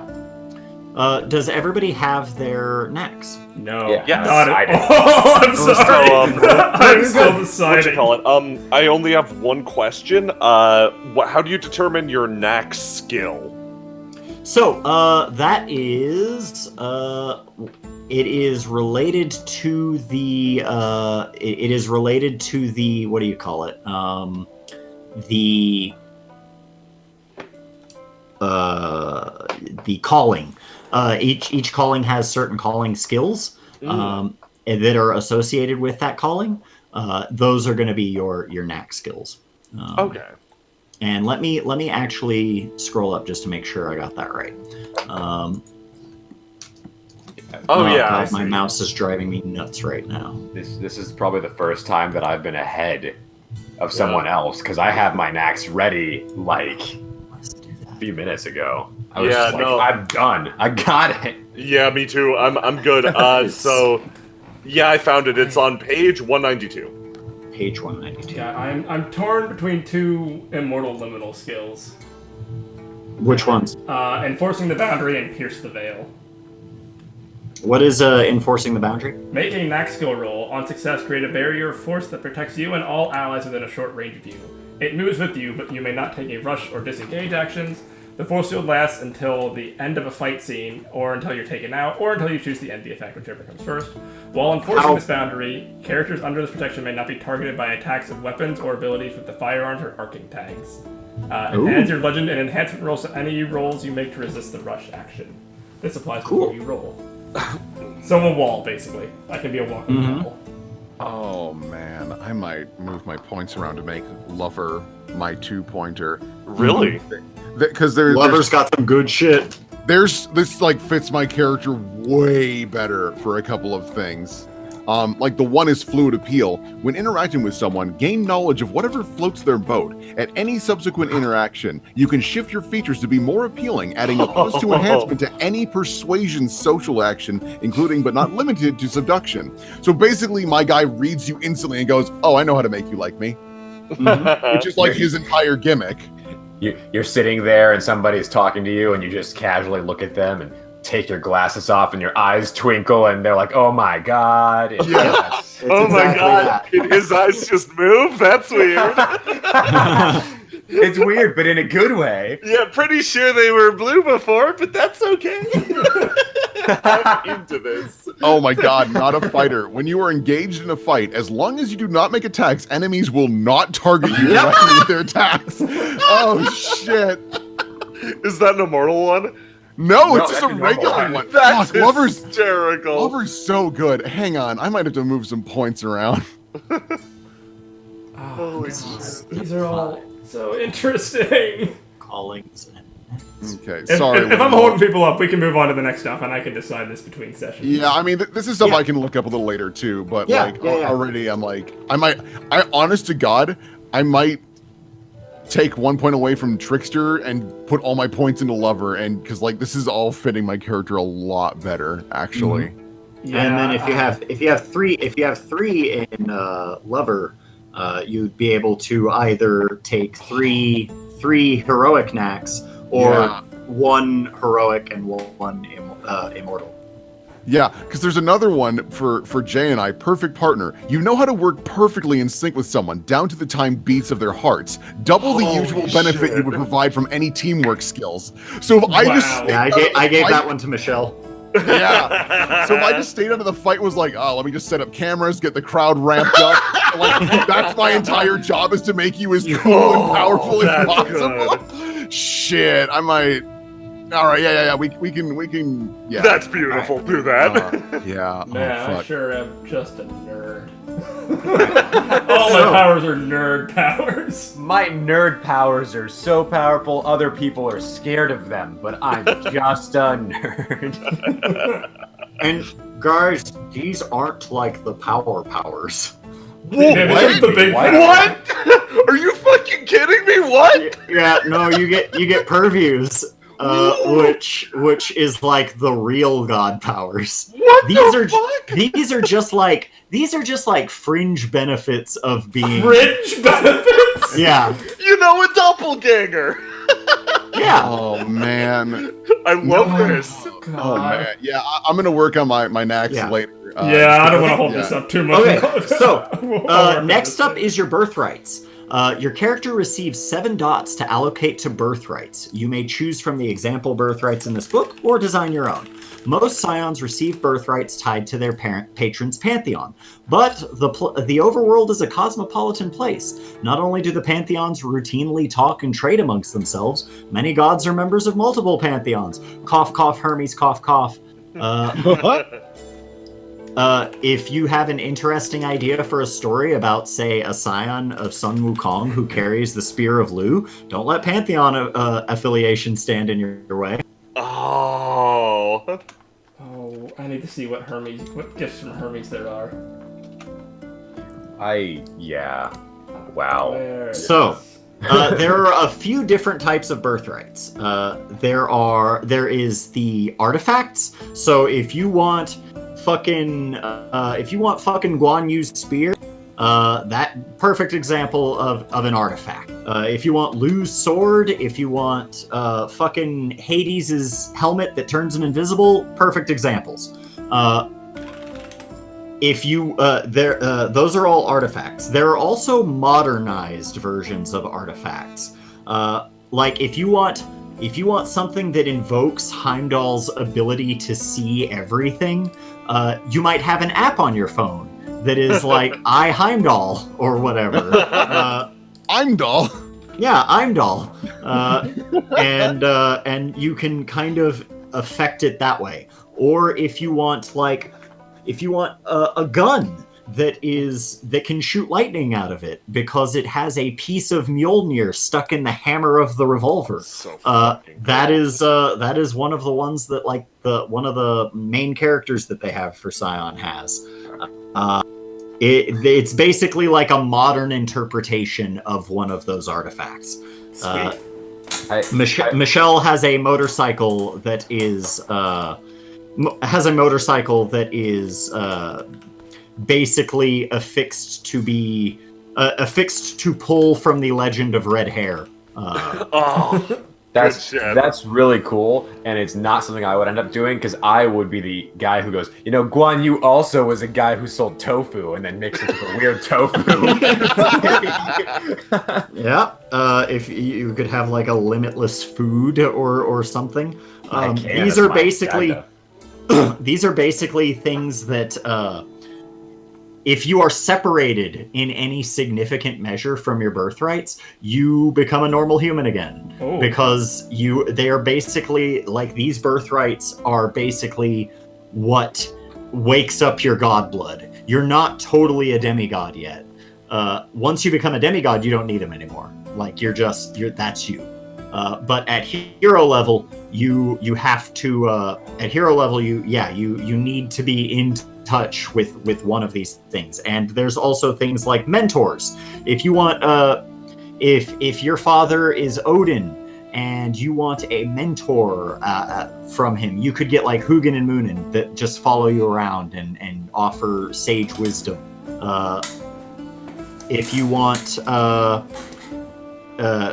it's a mentor figure who is helping you on behalf of your parent who can't be around all of the time, because when gods stay on Earth, stories tend to happen around them, and the more powerful your legend rating is, the more likely that is going to happen to you. And so basically, like, at Legend 7, you are a slave to the whims of fate, even though you are a god. People around you will die so that you can go on great vengeance quests to save them. People will find you and offer you quests. You can't escape the quests. They're just like pouring onto you. And that's why most gods don't live on Earth. Because it's obnoxious and people around them keep dying so that they can fulfill a great destiny. Every day you walk out of your little hut and, oh no, everybody around is dead. The whole village, every time that I go anywhere, the whole village dies. It is why gods make scions, so that they can affect the world while also, it's so that they can affect the world while also not being bothered by all of the bullshit. And so, yeah. The other kind are soldiers or like servants of some stripe. These guys basically, like, you might have an army of ninjas. You might have a battalion of Amazons. There's also pets, if you want like a Pegasus or if you want stuff like that. That's more or less what birthrights are. There are a bunch of examples of them. They're pretty cool. All right, I think and you get 7 dots to spend on birthrights. Is there you have to put 1 in each, I assume? Nope. Oh, I guess I don't know what. So you start off with 1 in each, and you have 7 more dots to spend. You have 7 dots to spend on among all of your birthrights. Oh yeah, but getting a 1 dot birthright means you have to spend a dot on it anyway. Okay, that's right. Correct. Yes. So you could have 7 really bad birthrights, essentially. Yeah, you could have 7 really bad birthrights, and in doing so, it would be harder to separate you from your godhood. Yeah. Because you have 7 really bad birthrights. But if you put all of your points into 1 and someone steals it, you're down to normal human in terms of scale, and you lose access to like your knacks and your purviews and stuff. I probably shouldn't put all my points into 1, but I kind of want to. You actually can't, because the highest number it goes up to is 5.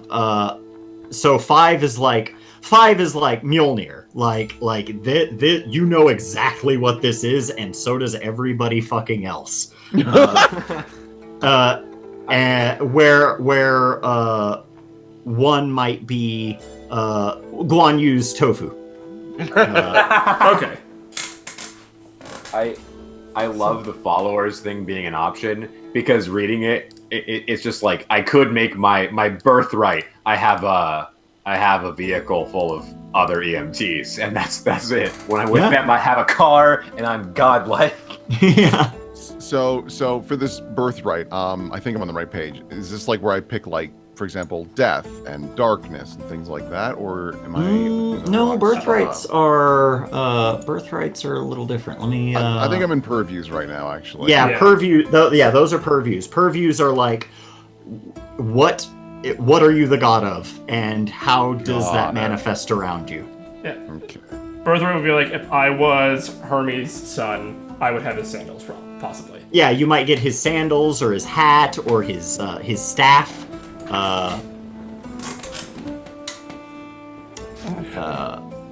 Let me find where's the page where birthright starts. Looking in Hero, where is it at? They are kind of under your own. The examples are under your own. Oh, I see. Pantheon, but they're in general, I think, are in. They're under the trades category. But... Yeah, it's down on page, where was it? 201, it says.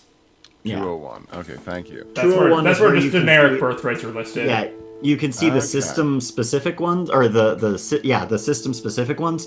But if you want ideas for one, you can actually look on your on like the Tuaha Danu.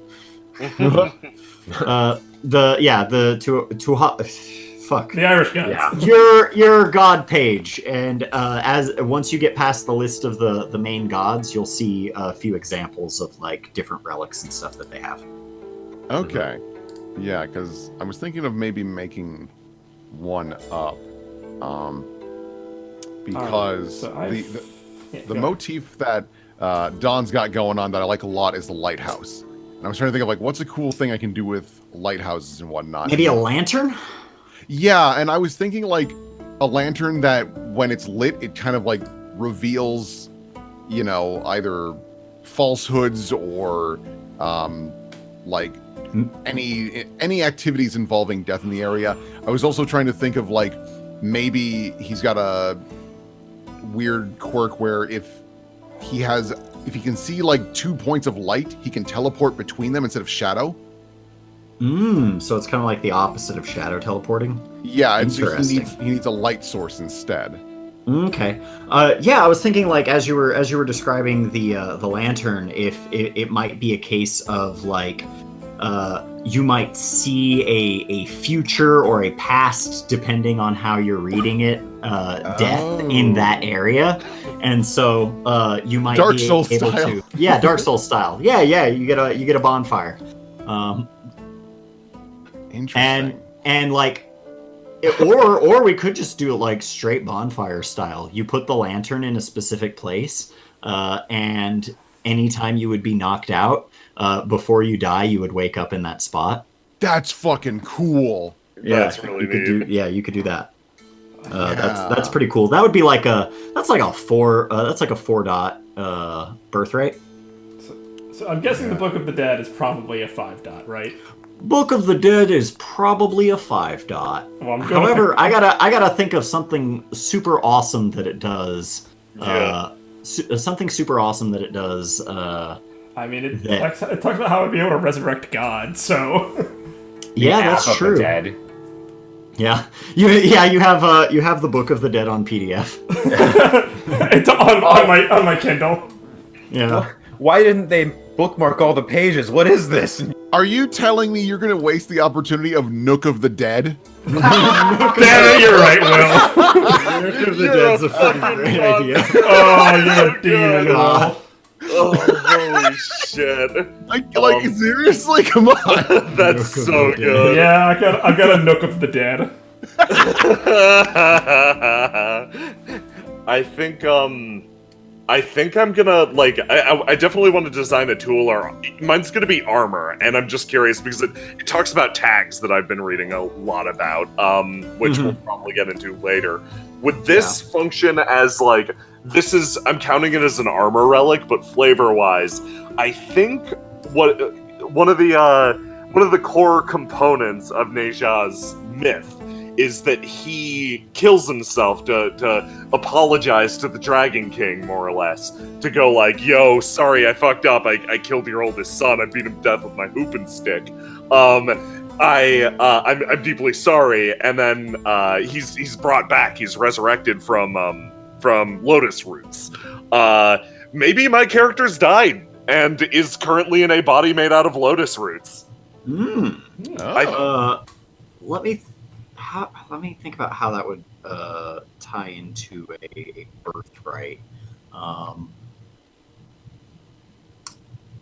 mean, that could just be like an aspect of your story. Okay. I'm having a hard time figuring how it would be like a birthright specifically, like a thing that you would have to carry with you or have on you or have some connection to in order to maintain your powers. Yeah, it could, I think the lotus root could work, but, like, there's no way to take it away from me if that's what my body is made out of.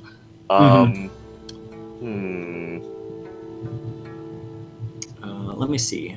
You can also, you can build a creature. You've got followers. Let me see. You've got followers. Those are all cool. Guides. A guide is kind of like your mentor in a way. And then what else we got? I like that one of the birthrights for the Tuatha is an Irish muscle car. Oh yeah. Perceptor Drona. Relics. Relics come in a bunch of different styles. They come in classic. Classic relics are the original artifacts from myth and legend, ones the gods themselves or their previous scions used or owned that are already known for those associations. Archetypical relics are, it's one made to resemble the original artifact and call upon its legend directly.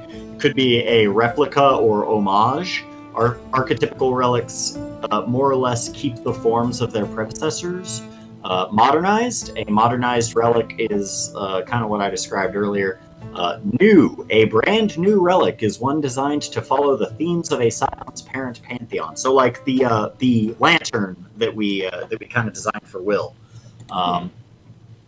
it would be a new relic because I don't believe there are any stories about Dawn having that, but it's closely in theme with that. And then there's general and mass-produced.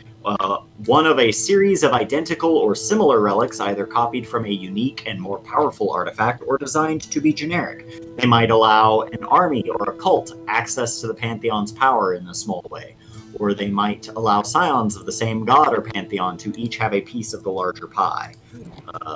So, if you want the Book of the Dead, perhaps it is... perhaps you have a page of the Book of the Dead, and there are other pages like out and about everywhere that other scions within the Netgear have. Okay, so that might knock it down from being a 5, but it would still be. Yeah, it would still be powerful and valuable. You'd be good at a specific thing. Okay. Yeah. That specific page entails.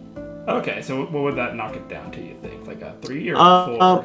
It could be a 2 or a 3, depending on the nature of the information you want inside of it. Okay. Man, the flavor text in here is wild. Yeah. Just because, like, I'm looking at it and it's like, I am not super creative in regards to these what is it, birthrights? Mm-hmm. So I'm just trying to, coast through this, looking at like how these things come together, and like there's the Tuatha really don't like the Greek and Roman pantheon at all. Yeah. They stole all of our stories. And then we're famous for it. Let me see. So, dot value. Well, we don't need to worry about all that. Crafting a relic, designing a relic. Don't need all that. There's some examples. Red String of Fate. Red Strings of Fate connect people across space and time, ensuring they'll be important to one another at some point, regardless of how. Both the Kami and the Shen may distribute them to their Scions. In some cases, before a Scion even experiences her visitation, she can't use the relic yet, but she can see it and know it's momentous somehow. Red Strings of Fate are invisible to anyone who doesn't have a direct connection to the divine, so mortals can only guess at their influence based on auspicious events or seeming coincidences. Twofold Guise. Eshu Elegbara walked through a village wearing a hat that was black on one side and red on the other. Half the village only saw one side and insisted that the hat was black, while the other half insisted the opposite. Basically, it lets you alter your perception from different perspectives. It's kind of a cool one. Amulet of Resurrection. Osiris fashions these golden amulets in the shape of the Jed pillar, a symbol representing stability and the spine of the afterlife himself.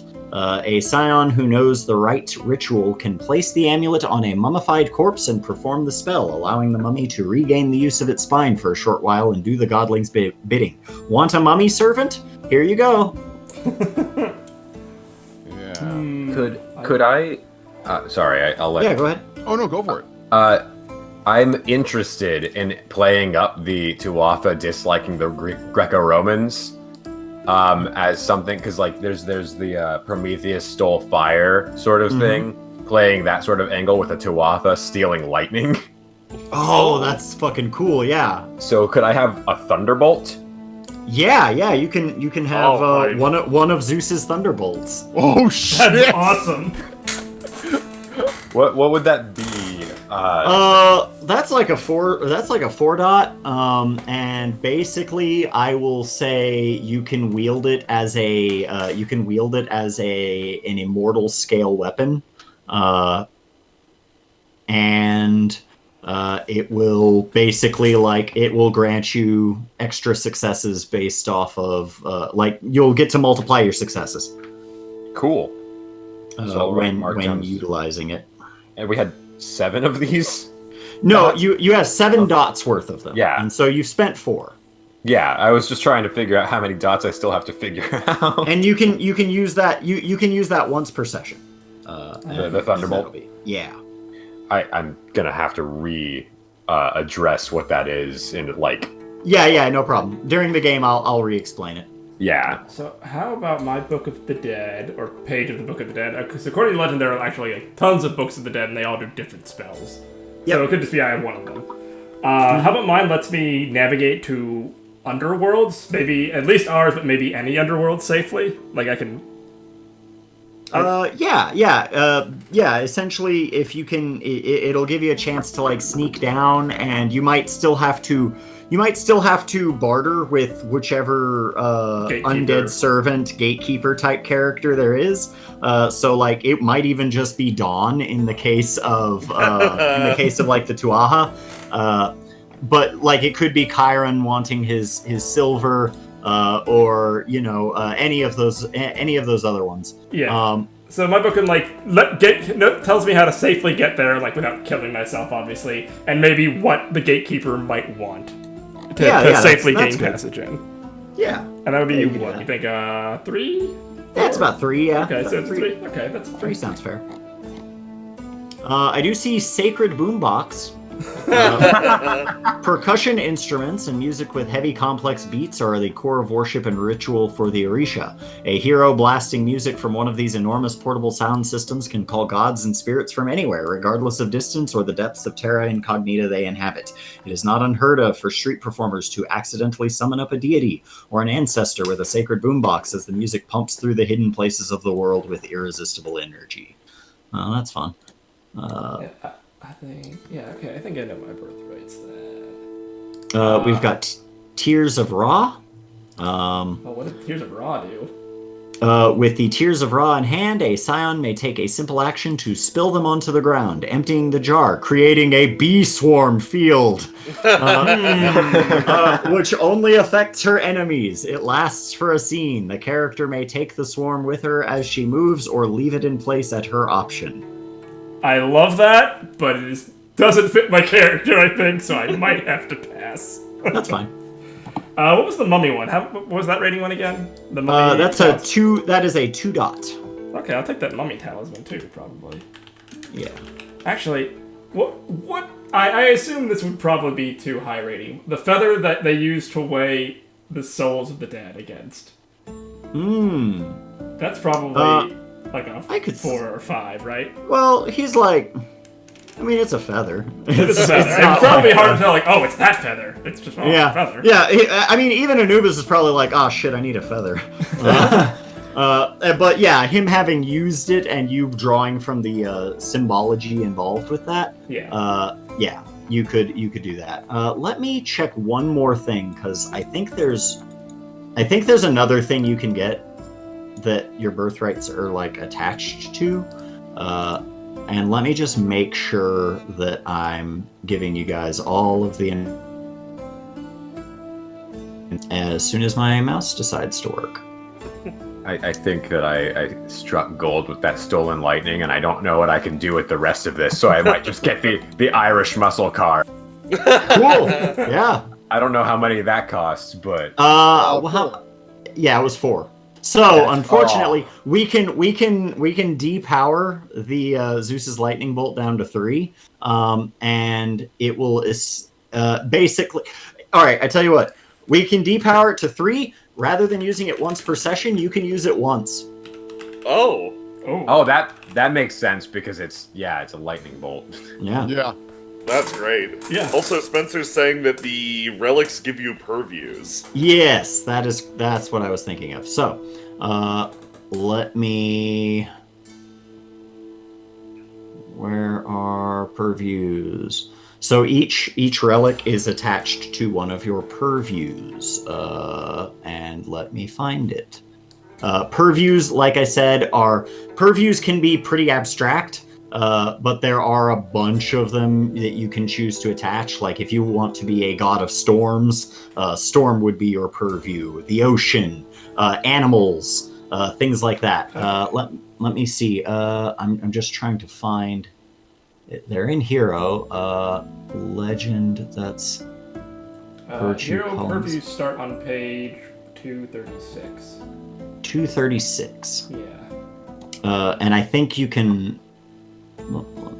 236. That's where they start kind of describing them. Oh, I see.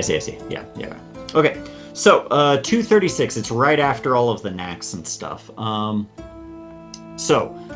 Throughout world. Oh, did I cut out? Yeah, you cut out, but you're back. All right. Throughout Conquest, the gods seized authority over the world. They call, and the elements must answer. They move, and its mysteries move with them. Yama's judgments fall with surety and the weight of death. Mishotol hunts as fiercely and as hungrily as fire. Oya casts aside the status quo like an oncoming storm. Mercury travels at the speed of wit. When humanity refers to a deity as a god of something, that something is usually a purview, an elemental force over which they have authority, such as fertility, war, passion, or the stars. These are the purviews of the divine realm, and Scions inherit them by right of birth. A Scion gains power merely by claiming mastery over a purview, awakening an innate divine power and the ability to command their domain through freeform marvels. With dedication, they may master boons that confer specific powers drawn from their purview. There's guides, relics, and purviews. All Scions gain intrinsic access to one of their divine parents' purviews, chosen at character creation, as well as the signature purview of their pantheon. Let me take a look at the signature purviews and everybody's parents' purviews. This is the case where death is the thing that you were looking at, Will, earlier. Okay. And legend. The power of their legend to work their divinity. Sometimes the text of a boon or marvel will instruct you to imbue it with a certain number of legend points. I believe all of you will be starting with 3 legend points. If not, you are now. Okay. Woo! Cool. More rarely, boons may require you to spend points of legend. left. These are spent from your pool until you recover them naturally. You basically, legend is kind of like your MP, but it's also like it connects to what you are generally considered to be. Like if you are a mortal, you have 0 legend. If you are a hero, you have 3 legend. At 6, you become a demigod, etc., etc. Ah, okay. Yeah. Oh, So if you actually go to the top of your Scion character sheet, there is a very small cog wheel just above the Chronicle box. If you click on that, you can choose your tier and pick hero. It'll then Holy create a little shit. thing. Holy crap! There we go. Nice, fine. Good job, Will. Oh, that's how you get more knacks. God damn it. There Oh, we hey, go. look, there it is. Right. That's where your callings Well go. done. Okay. Well done. I was looking all over for exactly that. So yeah, you guys are all heroes. But especially you, Will. We did it. But yeah, in fact, you get another point of legend for that. Fuck yeah! More, baby! So boons, yeah, you get the boon name, the cost, duration, subject, clash range, etc. Okay, cool. So Well, that makes that easier. that makes that much easier. Yeah. Okay. Okay. Yeah, no, you guys are going to be starting as heroes, and you guys, once you start seeing what you can spend this legend shit on, you guys are going to be like, what the fuck? Alright, so purviews. Oh. We get Yeah. the purview, one of the purviews of our parent and and our purview of our pantheon, correct? Correct. Not So let me find those real quick. For the Tuaha, it is. Oh, I went too far. I went down to the comic. I like that the harp of the Dagda is a 3-dot, and an Irish car is 4. Well, I can't drive a harp. Can I actually go back on that and have the 4 for the Zeus and just take the harp of the Dagda since it's my dad, Yeah. since it's my papa? Stole it. I didn't steal this one from my dad, but he sure did steal that from Zeus. Haha. Let me see. Also, I've got some contraband. Can you, watch over this? What the fuck? How am I holding a piece of lightning? That's What's not happening? Just make sure that the Zeus cops don't find you. Yeah. Make sure those Olympians don't Hey, find son. you with this. Hey, son. How you doing? Hey. I'm a daughter. Hey, son! Oh man. Let's see. So Jehudis is gonna be. Beast, Deception, Health, Fortune, Moon, and Order. Yeah, so with beasts, you can choose specifically baboons or ibis. It's that's not fun. just like all animals. You get to control I'm really those tempted to specific pick animals. Ibis. What is that? I'm actually. I'm Yeah, down. It's a bird. It's the Thoth is the Egyptian god that has the okay. bird head with the long Yeah. Long beak. Okay, I know exactly what you're talking about now. Yeah. Yeah. Okay. And let me see what your Heku. It's the state of the soul, basically. Yeah, you get a signature purview called Heku. The Netyer are concerned with the state of one's soul above all else. A person is made up of multiple parts: the Ren, the Ib, Sheut, Ba, Ka, and Ha. I know about these because I read Mummy. I know about Death Stranding. In sum, all these parts make up a person's soul, their intentions, personality, intelligence, and life force that drives them. Heku is the magic energy that comes from the life and death of a person. So that's kind of cool. Next up... And do we get all of the powers associated with our purview? I believe you might. Shit. Let me... I'll let Yeah, you guys- finish reading you got- every these and then we'll go into that. Yeah, the Shen. Let's find Neju. Yeah. Neji. Hondi. Laozi. Nuwa. Nisha is Neja. right near the Oh. bottom. Oh, I felt like I skipped him. I did not. Yandi, Sun Wukong, Prince Neja. Okay. Prince Neja, his purviews are epic stamina, epic strength, artistry, artistry as it pertains specifically to animation, health, and war. I feel like I gotta do epic strength. Yeah. Epic strength's fucking cool. Okay, I'm picking it.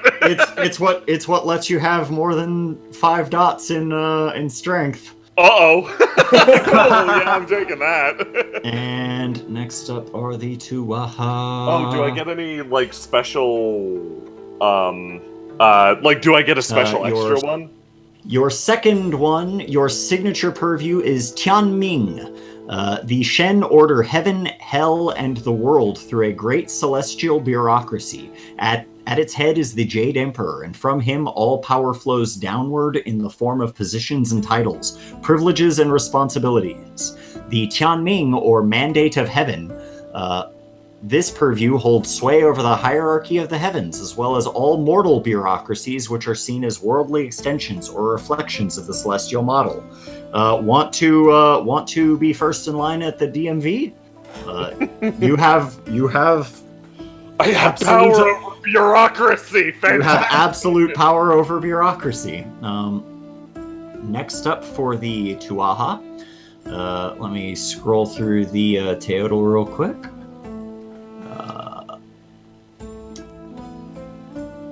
And the Theoi. Fuck, I just figured out my birthright thanks to there's a section actually in your Pantheon's thing on cool birthrights. Yep. Many Shen of high station rule a specific constellation. You can have one too. I'm taking this I want to be a star thing very literally. Hell yeah, that's awesome. Will you carry around like the little piece of paper that says you own this star? It's named after you. No, I can point at it and just be like, you see that one up there? And then they go like, no. I'm like, that's me. Yeah, but you also can carry around the paper. A little proof. I own land on Mars. Dude, if your character ever goes against me, I'll be like, all right, I'm going to give you this warning once. I'll tell everyone the wrong constellation is yours. And they'll fucking believe me. Yeah, they sure will. So, we've got the Dagda, Purviews, Epic Stamina, Epic Strength, Fertility, Forge, Prosperity, and War. Epic Stamina, Epic Strength, Fertility, Forge, Prosperity, and War. Want to be rich? Oh, boy. I don't know about rich. Fertility. Fertility is such a weird one. I don't know what that means. It means you can make people fuck. No. Yeah. I'll see what it says. Oh man, these really go against me. But stamina might be good because yeah, stamina is good. You want extra health? You want stamina beyond 5 dots? That's how you get it. I guess epic stamina might be the most reasonable one to take for me, to be honest. Just because I work in long hours as an EMT. Yeah, that's fair.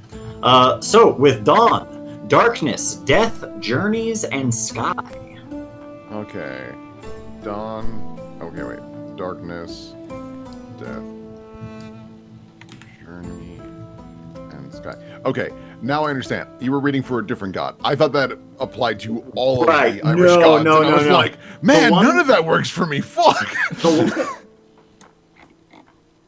is Gyasa. A gease. Oh boy. Is a ban or taboo that provides power when upheld and spells doom when broken. Gyasa can take the form of blessings and curses, sworn oaths, mandates, and prohibitions. They range from Ku Kalane's inability to pass up hospitality or eat dog flesh to nonsensical rules one must follow to avoid mortality, to avoid mortally offending a fairy lord. Scions can inflict Gyasa on others, manipulating fate to entangle their foes in webs of impossible promises, but they must also contend with permanent ones of their own. That's so fun. It's fairy contracts.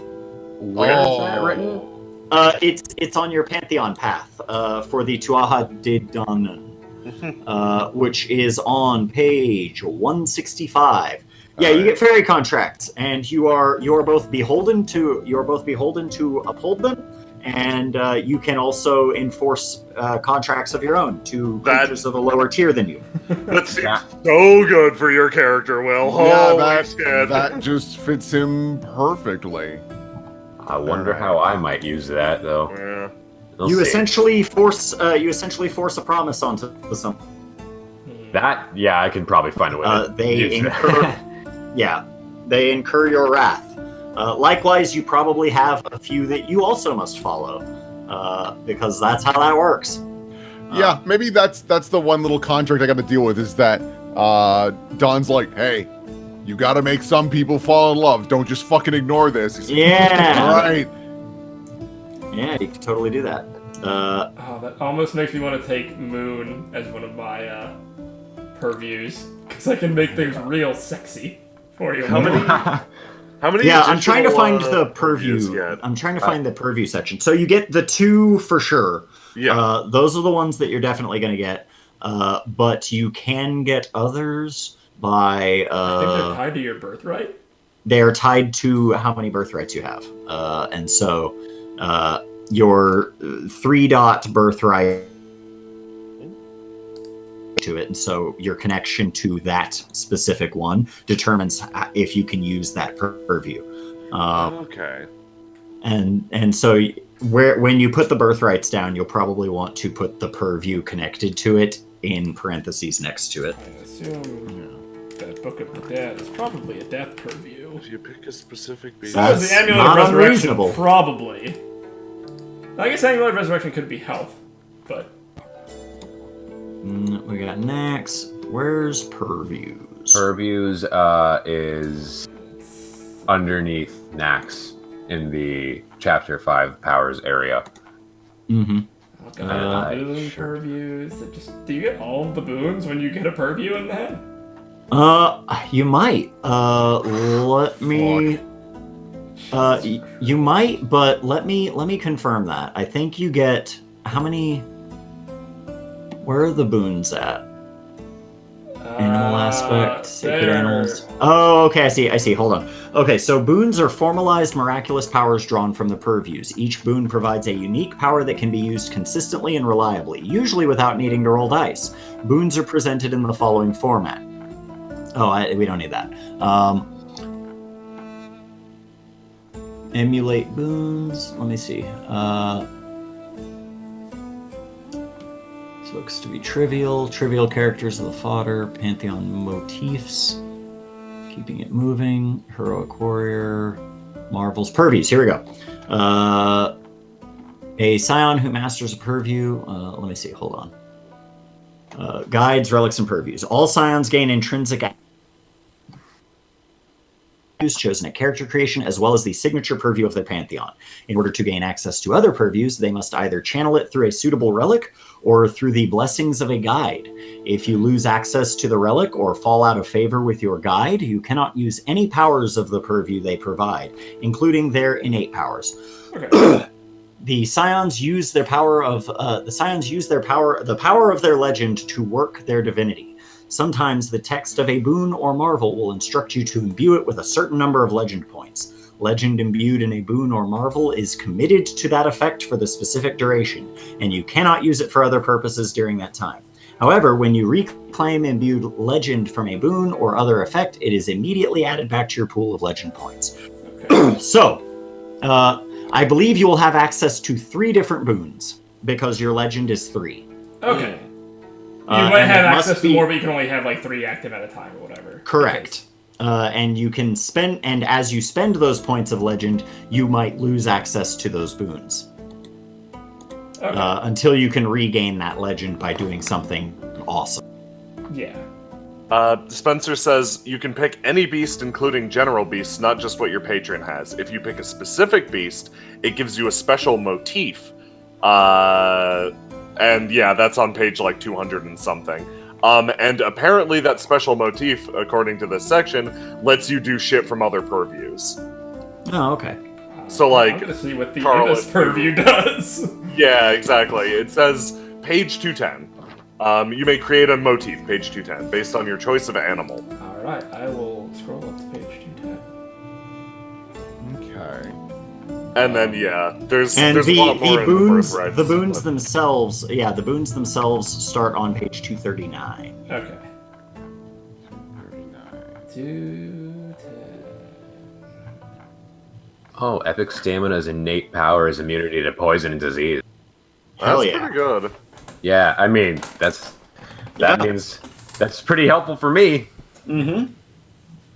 Never face complications or risk death from hunger, thirst, or exhaustion. Oh, Nice. that's fun. Yeah, complications are basically they're essentially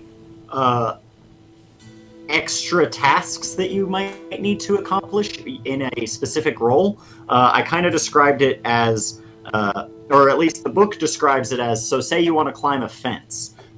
Climbing that fence would be a difficulty 2 thing. You need at least 2 successes to buy off succeeding at that task. However, a complication might be it's got barbed wire, so there's an additional 1. So you could succeed with the 2 and successfully jump the fence. However, without buying off the complication, you might take damage instead. So, like, it's kind of like this thing where a single task could have multiple complications, and you have to choose based off of the successes that you got which ones you want to pay off and not have to deal with. But that's more like involved with like the core mechanics of the game, which we'll get into more as we play, because Yeah. I find that that's just the easiest way to do that. Yeah. Okay, so Heku is one of them. I'm thinking I probably have access to death through some number of my relics. I assume I have purview. Yeah, fair. And if you guys don't want 7 dots of birthrights, don't feel free to not take 7 dots of birthrights, because Yeah. it's a lot, and you got to figure out a lot of stuff to it. Is that the only additional way to get beyond 2 purviews? I'm sorry, one more time. Is it the only way to get beyond is- 2 purviews? I believe Yes. so. You have to have a guide or Okay. like a birthright, basically. Yeah, you would need a guide who could give that to you. Okay. All right. I'm just gonna So- take a pet ibis then, and that's gonna be another 2-star because it's gonna give me the ibis beast purview. Fantastic. Okay, so I have 4 purviews. Is that reasonable to have? Yeah, Okay. as long as you have the birthrights to back it up. Okay. Prosperity, sky. Okay. Purview, death for sure. Oh, so since I have Zeus's bolt stolen, does that mean that I could take the purview sky? Is that how that would work? Yeah, you could. yeah. Yeah, I think that sounds fair. That's to super me. fair. And then, sorry, one more time with these purviews. If I have the death purview, do I have all of those little abilities that come with it? So or- you have as many you could have up to 3 total active. Yeah, but you have and access so- to them. Yeah. Yeah, you have access to any of them. You have access to all of them, but you can only have 3 active at a time, It's because basically that's your like, legend. it's basically like prepared spells. Yes, it's essentially. that is But- exactly. And Got it it. looks like all purviews also have an innate passive ability that's always active. Yeah. Which like- is super handy. Yeah, for death you can talk to ghosts. Yeah, that's the one I'm really excited about. Oh, and perceive entryways into the world. Okay. And having the harp of the Dagda means that I can take a purview from the harp, right? Yes, yeah. Your purviews are connected to your relics, or to your birthrights. Gotcha. Okay. I need to get something for deception because there's a couple of deception ones I really like. I just- love epic strengths, pistons for fists. You just send people flying. DK. I like the beast purview. It's so dumb. I can turn into it. I can do octopus camouflage. or peacock plumage. I've been recommended to artistry movies. Oh yeah, that's pretty. That'd be pretty good. That's pretty cool. Enthralling performance. Oh Yeah. Okay, so Ooh. Harp gives me purview passion. Interesting. Mm. Yeah. good choice. Okay, what can I get from... Oh, that's right. I also have access to darkness. Okay. There's a lot happening for these. I'm gonna pick mine out later, I think. Yeah, that's fair. I've picked my purviews. I'm going to type them down later. What they do. Yeah. The only big core thing that we want to that is still necessary to do is to determine what your deeds are. So deeds are kind of tied to how you gain experience in the system. Okay. You have short deeds, which is something that ideally you should be able to accomplish within throughout the course of a session. And you can have, it looks like you can have up to 3 of those. And then you have a long-term deed, which is like, this is something that you would accomplish over the course of the whole story. And then you have what is called a band deed, which is like all of you together have this goal in mind. Oh. And so we might want to discuss what brought you all together, Oh, okay. because you are a band. That's kind of the word for multiple scions.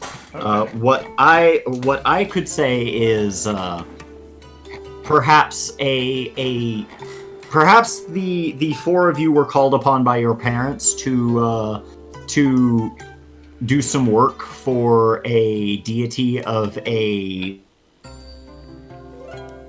all of yours. I would suggest, I don't know, like Zeus or something, where Zeus has you all together. It's almost like a what do we call them? Political hostage. Like whenever you send your son to be mentored by somebody in the next county over, this is a hostage situation. And so while he sort of he sort of sends you off to work on some things on his behalf, your parents are essentially paying him a favor owed for one reason or another, and you could probably use that to tie in some of the story about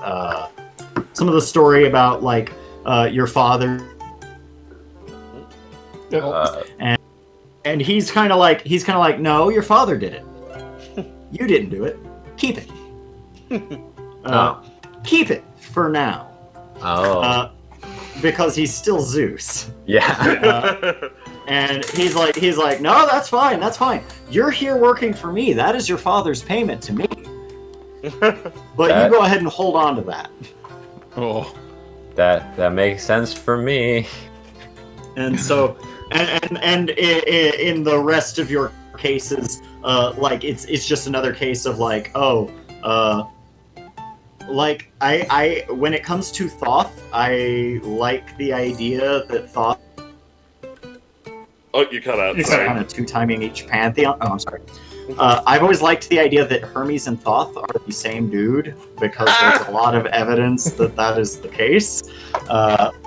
They're always described as good friends at the very least, but Thoth takes off his bird mask and but Hermes being what Hermes is kind of like, he's a little bit of a trickster, and so it is said in some instances that he is kind of 2-timing both pantheons, and so he's like, you go talk to my dad about it, you know.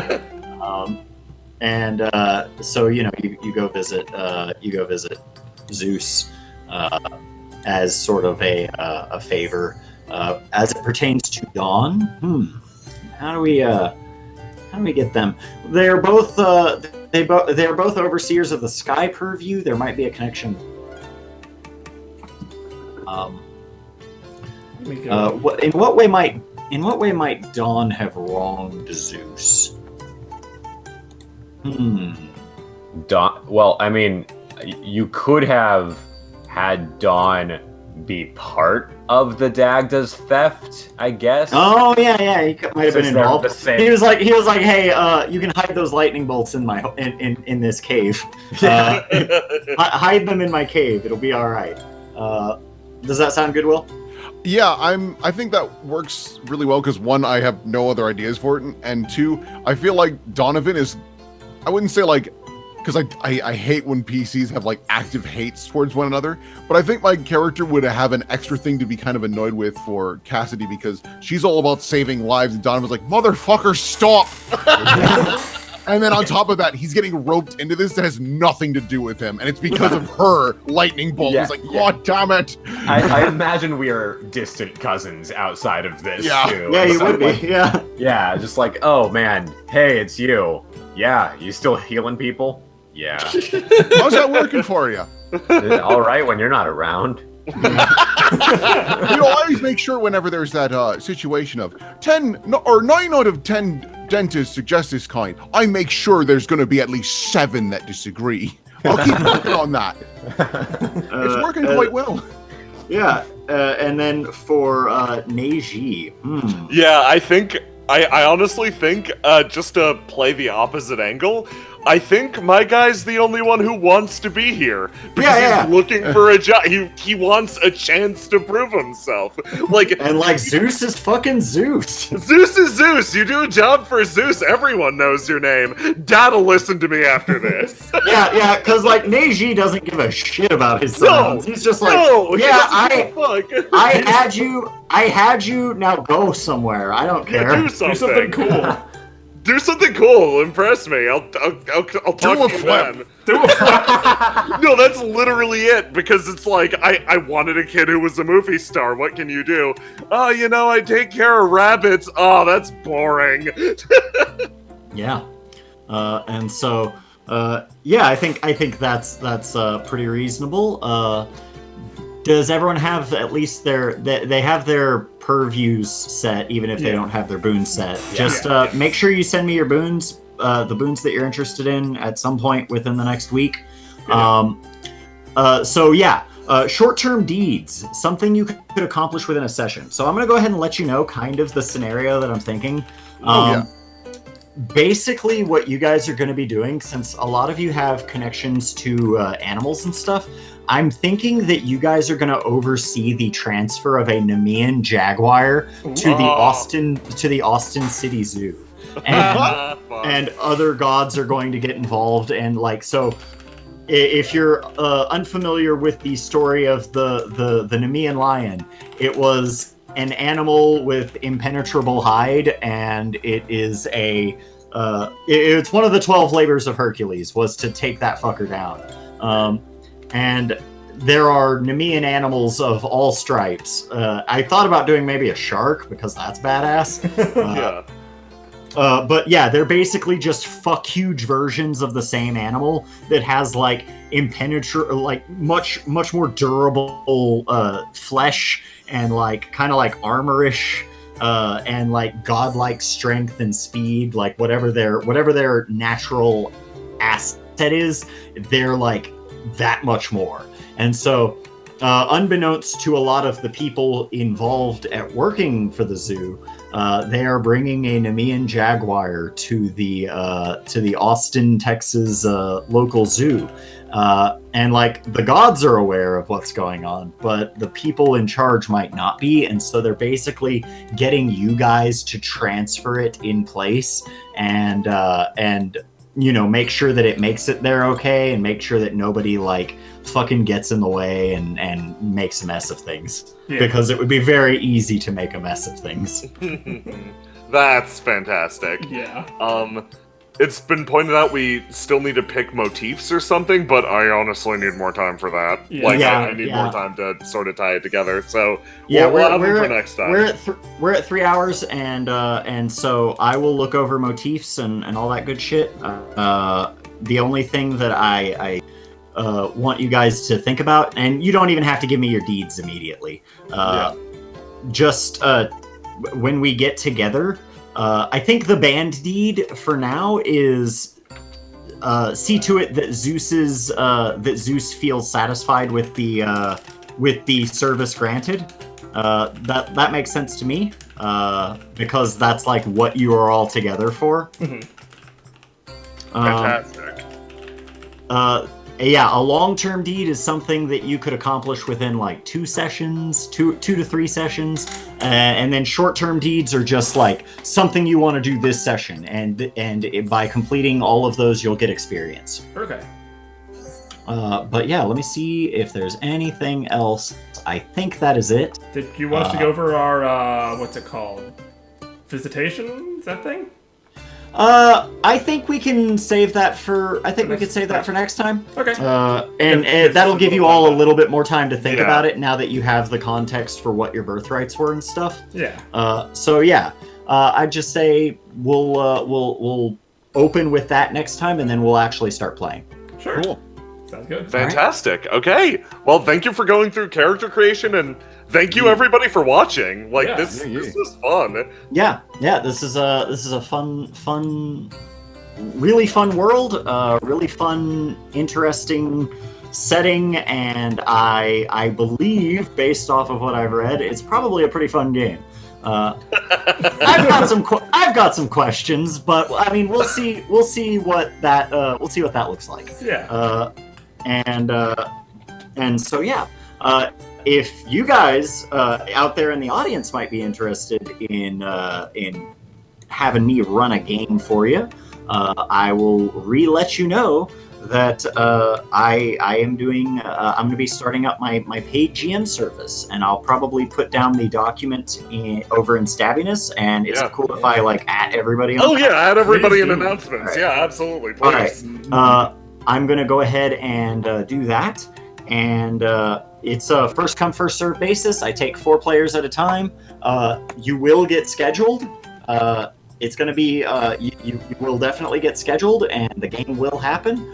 But I'm only doing 2 of them a month. And so just PM me if you're interested. Read the list of games that I'm going to put, because those are the games that I know how to run. And we go through character creation. I teach you how to play the system, and we have a fun one-shot session. Nice. Yeah, it's a good time. Nice. And so, with that, thank you so much for hosting this on your channel, Jay. Yeah, of course. Literally anytime. Thank you for agreeing to do this. We haven't talked about when we're going to play the first session, but it'll probably be coming up. So look forward to it. Yeah. Yep, for sure. All right.